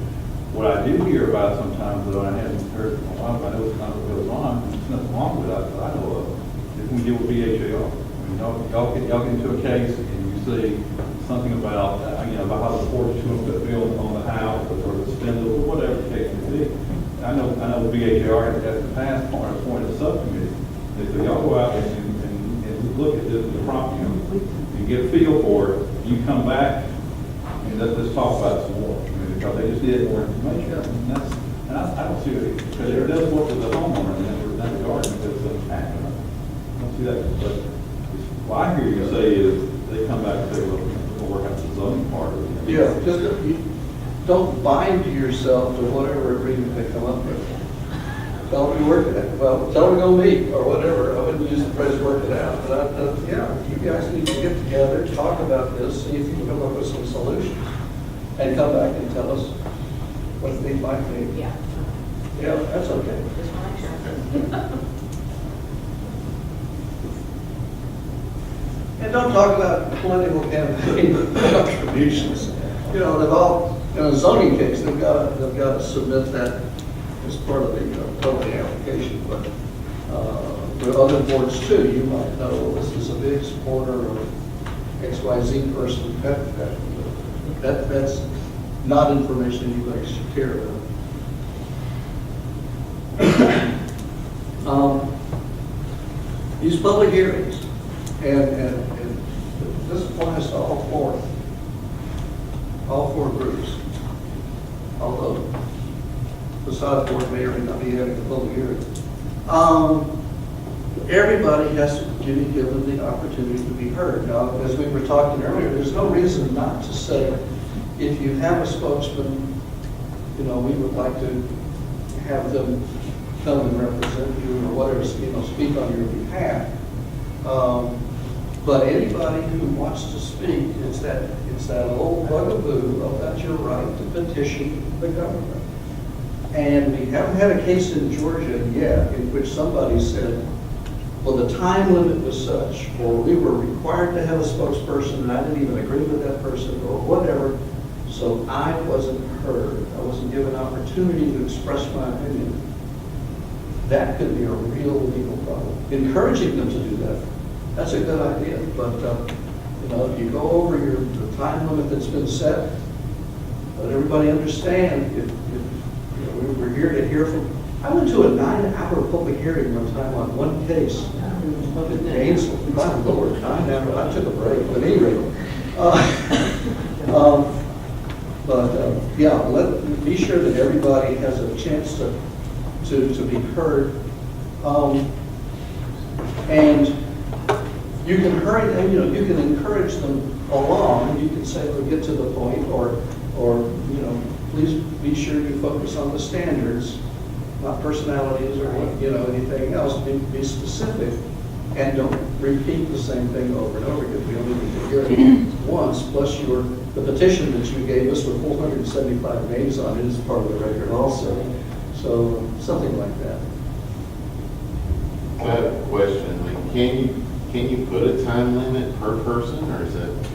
Like I'm hearing that you can request a time limit, but you can't enforce that. Well, the place that should be is on those procedures and standards that you've adopted of your own, because it's not in the UDO. A minimum 10-minute per side is in the Zoning Procedures Act, so the PAC has to give at least 10 minutes.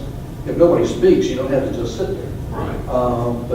But it's a minimum per side, and usually there's a rebuttal period, so that also comes out of the same 10 minutes. But you could set a time limit, but you wouldn't cut off everybody from speaking. You would just assure that everybody gets at least, each side gets at least whatever. In your case, you probably have more hearings that are not contested anyway. So that you can say, well, you know, we want to hear your petition and whatnot. We'll give you 15 minutes. If you need more time, just let us know. Something like that, in a little guideline. But their right to petition can't legally cut them off at 10 minutes. If you say, even if you say we want to limit this to 10 minutes, I mean, I would think they still have a legal right to petition longer, as long as they're not just reiterating the same thing. I agree. And some particularly historic preservation, some of those presentations get into a lot of detail. So you're not going to hear everything you need to hear in 10 minutes or 15 minutes. If a group has indicated that they're using parliamentary procedure, Robert's rules, in their procedures, would that cover the legal problem? Well, I think the UDO says that. I think the UDO says. Correct me if I'm wrong, Rick. I think it says unless the board adopts rules and regulations of its own, then you must use Robert's Rules of Order. And Robert's rules permits time. Yeah, I believe so. No, I mean nobody I know follows Robert's Rules of Order. There's Kelly does. Oh, okay. Okay. In Robert's Rules of Order, to that end, Rule 22 does state that anyone wishing to make public comment has to first address the board with a question. Rule 22 specifically states that. And their question has to be relevant to the matter being discussed at that time. So if it's not relevant to the case that's being presented, if it's not relevant to the standard that's being questioned, if it's not relevant to the mission of that board, at BHAR, it's not allowed. And that can be not allowed on any of these boards. If they're irrelevant, personal memories of walking down memory lane, whatever, yeah. You can require that all these forms, that the people be specific to the case. And you have to encourage, you can't require, you have to encourage them to address the standards. And when they go off on memory lane, you can just say, well, I'm sorry, but you're not being pertinent. There's nothing you're saying that you can take into consideration in making this decision. So we would appreciate it if you would move on. It sounds like this, Mr. Chair, point of order. Yeah, That's what it sounds like. yeah. I'm not coming to your board. I have quite a few board members here today. We were afraid not to go.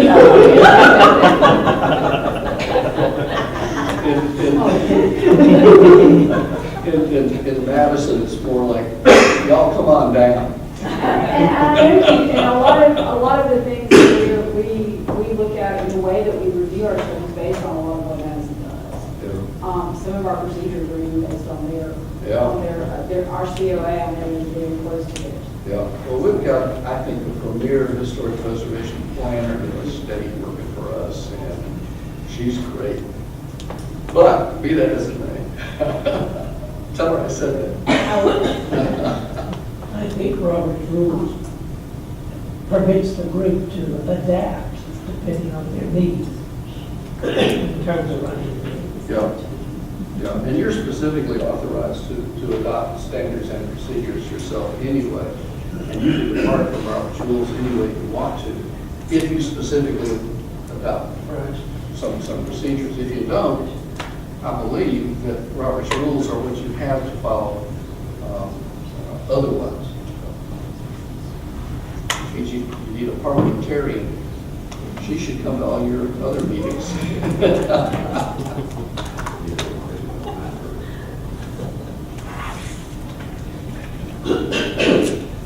Okay, at the beginning of the meeting, just tell everybody what the procedures are. I mentioned that the PAC needs to have them in writing. The rest of you would be encouraged to have them in writing, and then you just remind people what they say. But you might, it's very common to have procedures where the staff makes a presentation on their recommendation, or the chair says what the staff's recommendation is. There are others in which the staff doesn't make a recommendation until the end, which is actually something that I encourage, because if the staff recommendation is made first, then that's what the arguments are all about, what the staff said.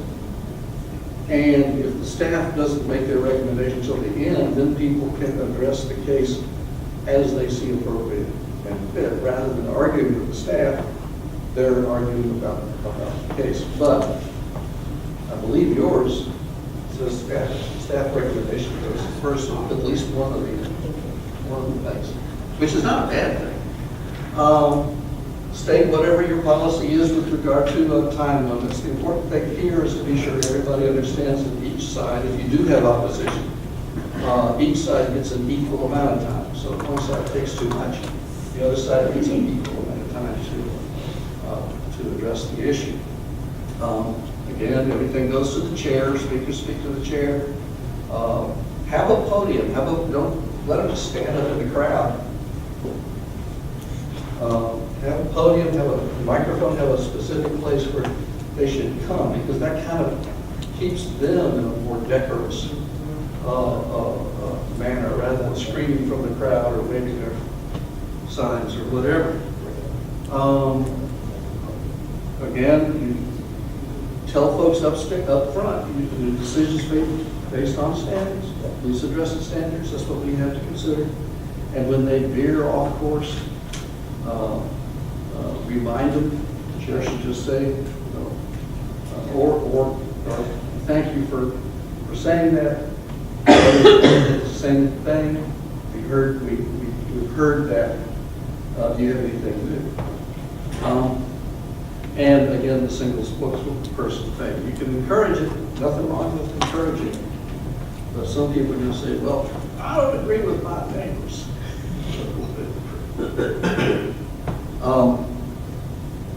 Sign-in sheets, let's talk about some pros and cons here. How many of you have sign-in sheets if people want to speak? Yeah, we can have sign-in sheets for anybody who comes, but some folks actually require you to have a sign-in sheet in order to speak. And that sheet, sometimes they're sign-in cards, and that's just not a good idea. Nothing wrong with knowing who's there, and particularly so that the secretary can get the names right and the addresses, that's a good thing. But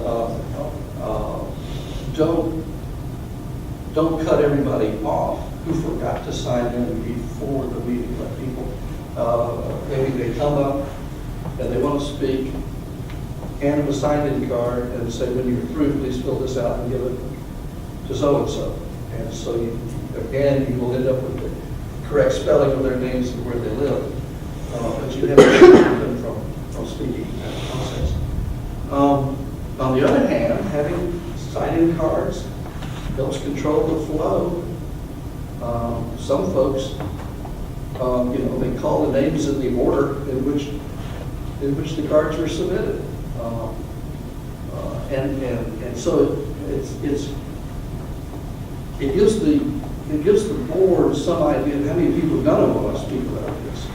And maybe you need to be talking, particularly reminding them to stick to the standards and don't repeat yourself. But so it's kind of 6 of one and half a dozen of another. But it sounds like you don't require them to sign in before they even start the meeting, so you're okay on that. Written statements and documents. The applicant shows up with his architect's report or whatever, photographs, whatever, wants to submit them to you right there at the meeting. Well, if you've got the time to read it and look at it, that's fine, but quite often you don't nearly have enough time for a stack of stuff that they might submit. This is a reason to defer the decision until the following meeting. If you're not running out of time limits on these things, to give yourself the time to absorb whatever it is that they're submitting. That word will get out quick as you can imagine, and people will start realizing, if I don't want my case deferred, I better submit this stuff to the staff before the meeting so it can be distributed to you and give plenty of time to read it. In some cases, people just say, I'm sorry, this did not come in as part of the application. We can't consider that. We encourage you to, in the case of the PAC, we encourage you to send this report on to the city council for them to consider. You others, it has become a part of the record when it gets submitted. You're best off deferring until you can absorb it, unless it's something simple. Everybody has plenty of time to look at it and say, well, thank you very much, whatever. It becomes part of the record in your case. So again, pros and cons on how you consider these things. If you just say, sorry, you should have submitted this to us before, we're not going to consider it, and then you proceed to make a decision, you probably not on firm ground.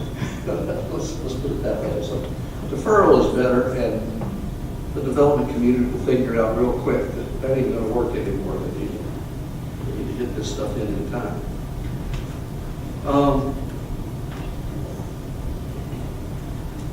For all of you, your recommendation or your decision has got to be based on facts, not unsupported opinions. Somebody said, well, I just think that,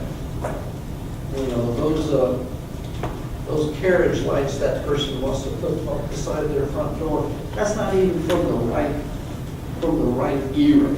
I just don't think they look. I think they ought to be brass. I don't think they ought to be, that black looking stuff. Whatever. Those are just opinions, unless they actually have something to refer to like your own standards. Yes, ma'am?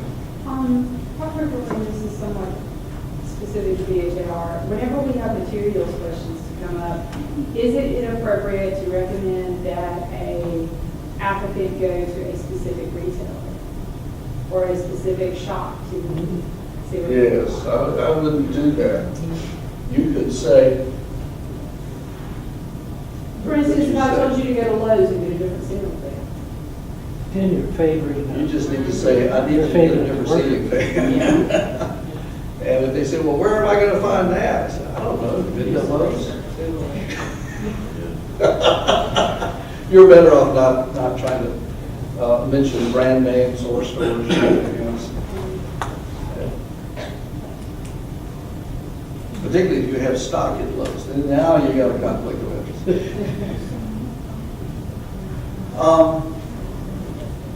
The facts that you determined, you address the standards, in a legislative decision, you weighed the relevance of each case, what was most important, what was less important. Quasi-judicial, you have to make a finding of fact that they have met all of your standards one way or another. Yes, sir? Just going back to the example, something like someone on the board says, I don't approve of the fan or whatever, but they don't really give strong reasoning. Do you have any recommendations on what the applicant, or how to educate applicants on how to question and get more information from their board about what standard is it that I'm not meeting, or what, I guess I'm just thinking a lot of applicants probably come and they don't know that they have that right to ask more clarification. They don't know why they're being judged on a certain element if all the board member says it, so I just don't like it, or that sort of thing. Do you have any recommendation on how to educate the applicants that they have that right? Well, just because board members don't like it doesn't mean that it doesn't meet the standards. If it meets the standards, you need to change the standard. If they meet the standards, the fact that, gee, can't you get the fan with the weave in the blades instead of just solid, you can't, in a quasi-judicial, you can't really go beyond the standards and start requiring stuff that the applicant had no way of knowing that, they were going to be required to do that. So the motion, the discussion needs to be about the standards. We allow fans, but those fans have to meet the standard we have written over here. The applicant has every opportunity to know what that standard was because it's written down. If they want to do something that does not meet the standards, then that's the end of that conversation. But you can't really extend it too far. You could say somebody wants to do a standalone lamp post in the front yard or over by the driveway, and you have certain standards for that. You could say, will your standalone light look like the same one that's next door that your neighbor has? And they can say yes, or they can say no. You can't make them do that as long as the standalone meets the requirements. But you can ask questions like that, lead them along. But ultimately, if they meet the standards, they're approved. Yes, sir? And what if it meets two standards that are both adequate? Is it best practice just to provide both options, or to take a particular preference as a recommendation? It depends on whether or not it's important. If the standards say you can do A or you can do B, and they say, well, they're going to do B, and you'd really rather have them do A, it meets the standard. You can say, well, did you read the one on A? Yeah. You didn't want to do A? No, I didn't. Oh, okay. You can have that conversation, but you can't base your decision on the fact that they wouldn't do option A instead of option B. So you have a lot of authority in the discussions, and people are pretty good about taking a hint, but ultimately, push comes to shove, meets the standards, not approved, doesn't meet the standards, you deny. Or you can require them to meet the standard. We will approve this Provided that you revise your plans and show something that meets the standards. That's a possibility also that can be done. Burden of proof is on the applicant. This goes back to property owners are supposed to know the law, and they're supposed to comply with the law, whether the government messes up or not. And if you end up if the record goes to court or the zoning case goes to court, the applicant has to prove their case first and foremost. If they can't do that, then the case goes nowhere.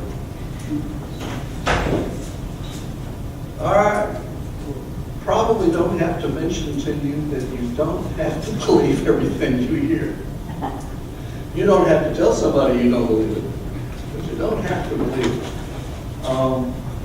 If somebody has an opinion, but it's not based on any facts at all, I just think, we might have an airplane might crash on this house and burn it down, and it'll affect me. My house will burn down too, if an airplane hits them. Okay. Just because the public is going in one direction or another, there's a giant bunch of people out there opposed or in favor. That's not a basis for the decision. You may feel good or bad about a decision if it goes against public opinion. But this goes back to who do you work for? You work for the city. The public interest, which is a fuzzy term, but the public is not sitting in your hearing room. They're not present. Individuals who are members of the public are there and they've got something to say. But ultimately, your decisions go to the good of the entire city, the community. And focus on those facts and standards. And we've talked a little bit about precedent. Don't worry about, if we approve this one, we're going to have to approve a bunch of others. That's just not the case. It's just not the case. And if you end up in court, the applicant can't say, well, Your Honor, they approved the same thing 3 blocks away. The judge will say, that's irrelevant. It doesn't matter what they approved 3 blocks away. They looked at your case, and they made a decision based on those standards, and they followed the rules. And what they did down the street doesn't apply. So can I ask Yes. one question about the previous slide? I mean, and Yeah, sure. I may be, and it's just fitting on my part.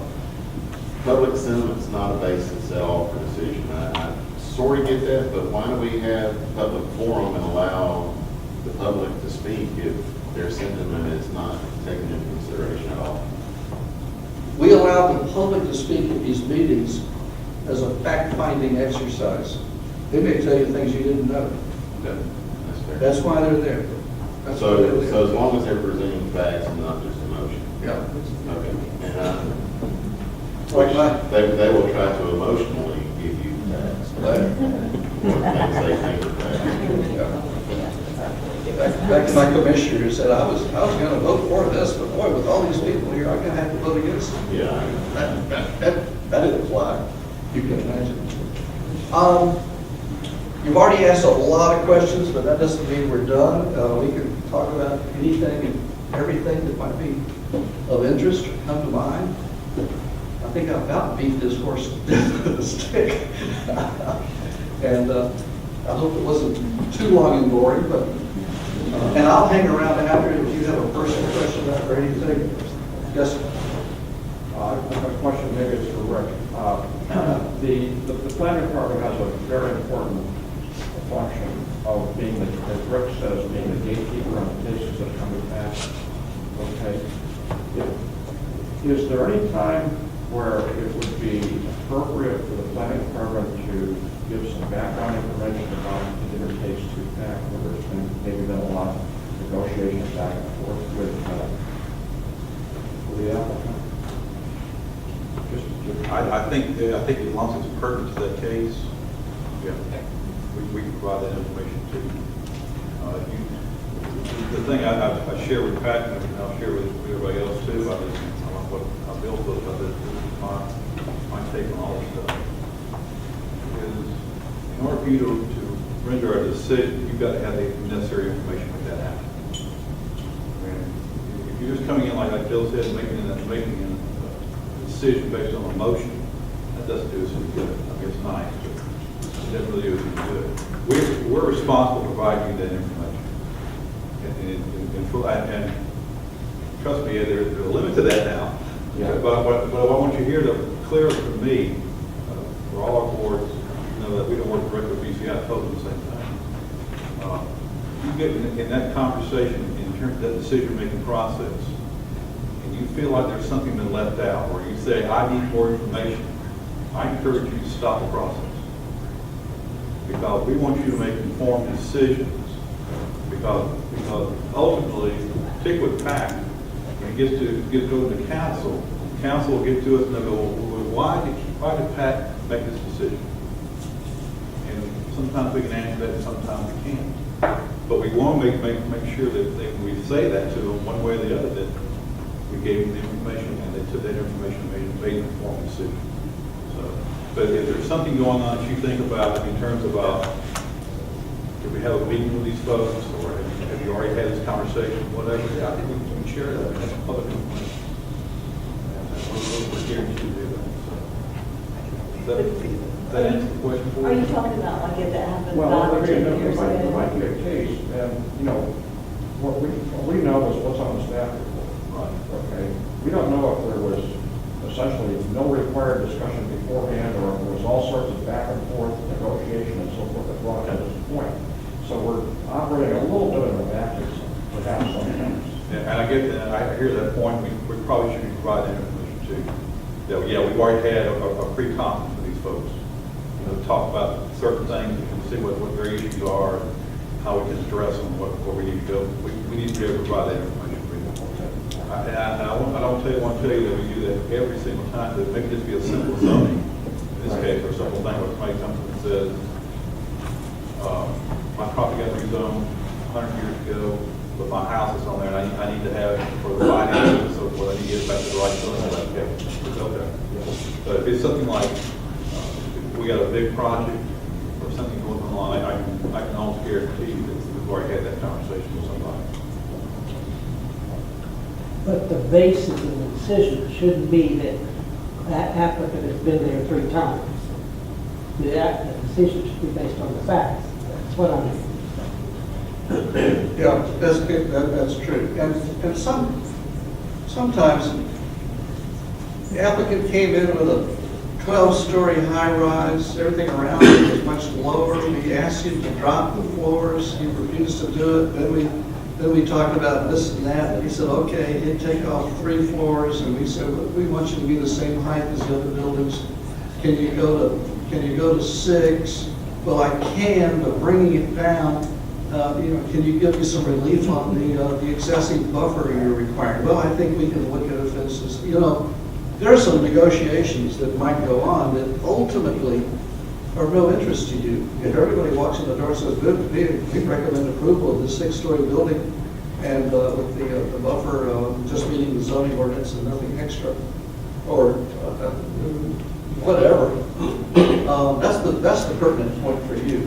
Whether they agreed, didn't agree, argued about, whatever, you don't really want to get back into the middle of all that. Now, you can say, well, Rick, I'm really surprised they came in with a 6-story building. He said, well, they asked for a 12-story to begin with. I mean, he can share that with you, but you don't want to reopen all these discussions again, because then the applicant says, well, I really wanted 12. And then you're back to square one. Well, and quite candidly, I had a councilman ask me that not too long ago, last year, saying, well, we never see anything about what y'all do negotiating wise and this and that. I said, you don't want to see that, councilman, unless you want to spend another 3 hours talking about it. Because my objective when I go to council with a zoning case is we have worked everything out, period. And we can't reach a decision, we can't reach an agreement. Fine, you're welcome to go on the council and talk about it and get beat on, or they can beat on me, or whatever the case may be.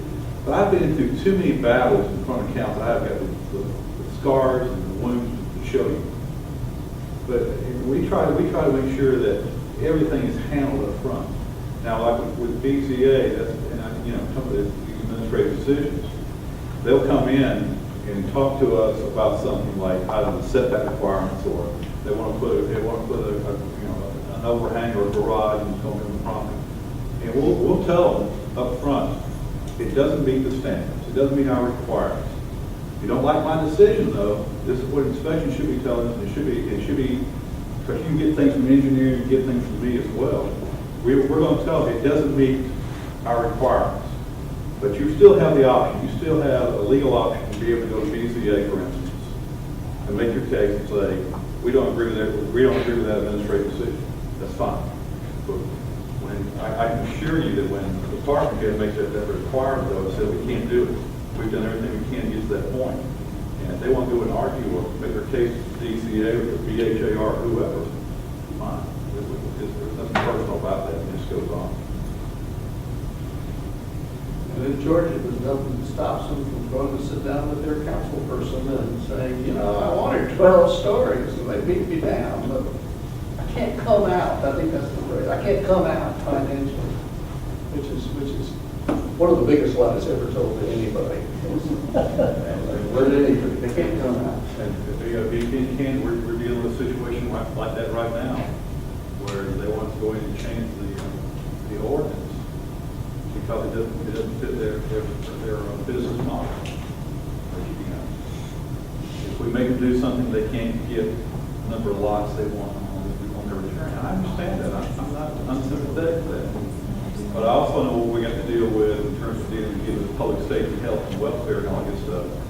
Because that's more crucial to me than whether this person's maybe never dying or whatever. I don't know. I'm not trying to curtail anybody from making a living, but I also know, again, as a representative of the city, I have to make decisions on benefit the city as a whole.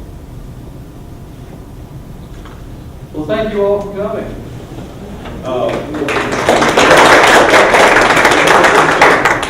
Closing thing. Thank you again for all coming. I hope you found it very beneficial. This won't be the first time we do this or the last, but I do appreciate it. Hope you can take us back to your respective boards and encourage those respective boards that you weren't there to follow through this. Cameras here today to record. I don't know how good recording is going to be, but the stationary camera is going to be as good as anything else we've got. We're going to make that available to you. This means especially for those who couldn't be here, for whatever reason, we'll make that available in as well, along with a copy of the presentation for you to utilize and take on. You may feel like me, go home and forget about something and go, well, what did he say about that? At least have the recording. We won't go to court with it, we'll have a recording to back that up. So keep that in mind as well. I want to say this emphatically too. Staff, the planning department, inspection codes, whoever is here to serve these boards. We are there at your beck. Please take that to heart. We want you to have all the information that you possibly can need, in terms of whatever it is, because we want you to make that informed decision. So you need to lean on these respective staff, whether it be Kevin or Kelly or any of us, John or Logan back here, our other Kevin back here, whatever, even Justin. He's not on my staff, but he'll be there to help you. And of course, you're here, we're Allison, so But you need to call on us and make sure you understand that these folks are there to serve you in terms of making your board decisions. We don't want you to make it in vain. We don't want you to feel like you've been left out or whatever. Please call on us, because that's what we're here to do. Again, thank you for being here today. We look forward to working with you, and if we can help you again, give us a call. Thank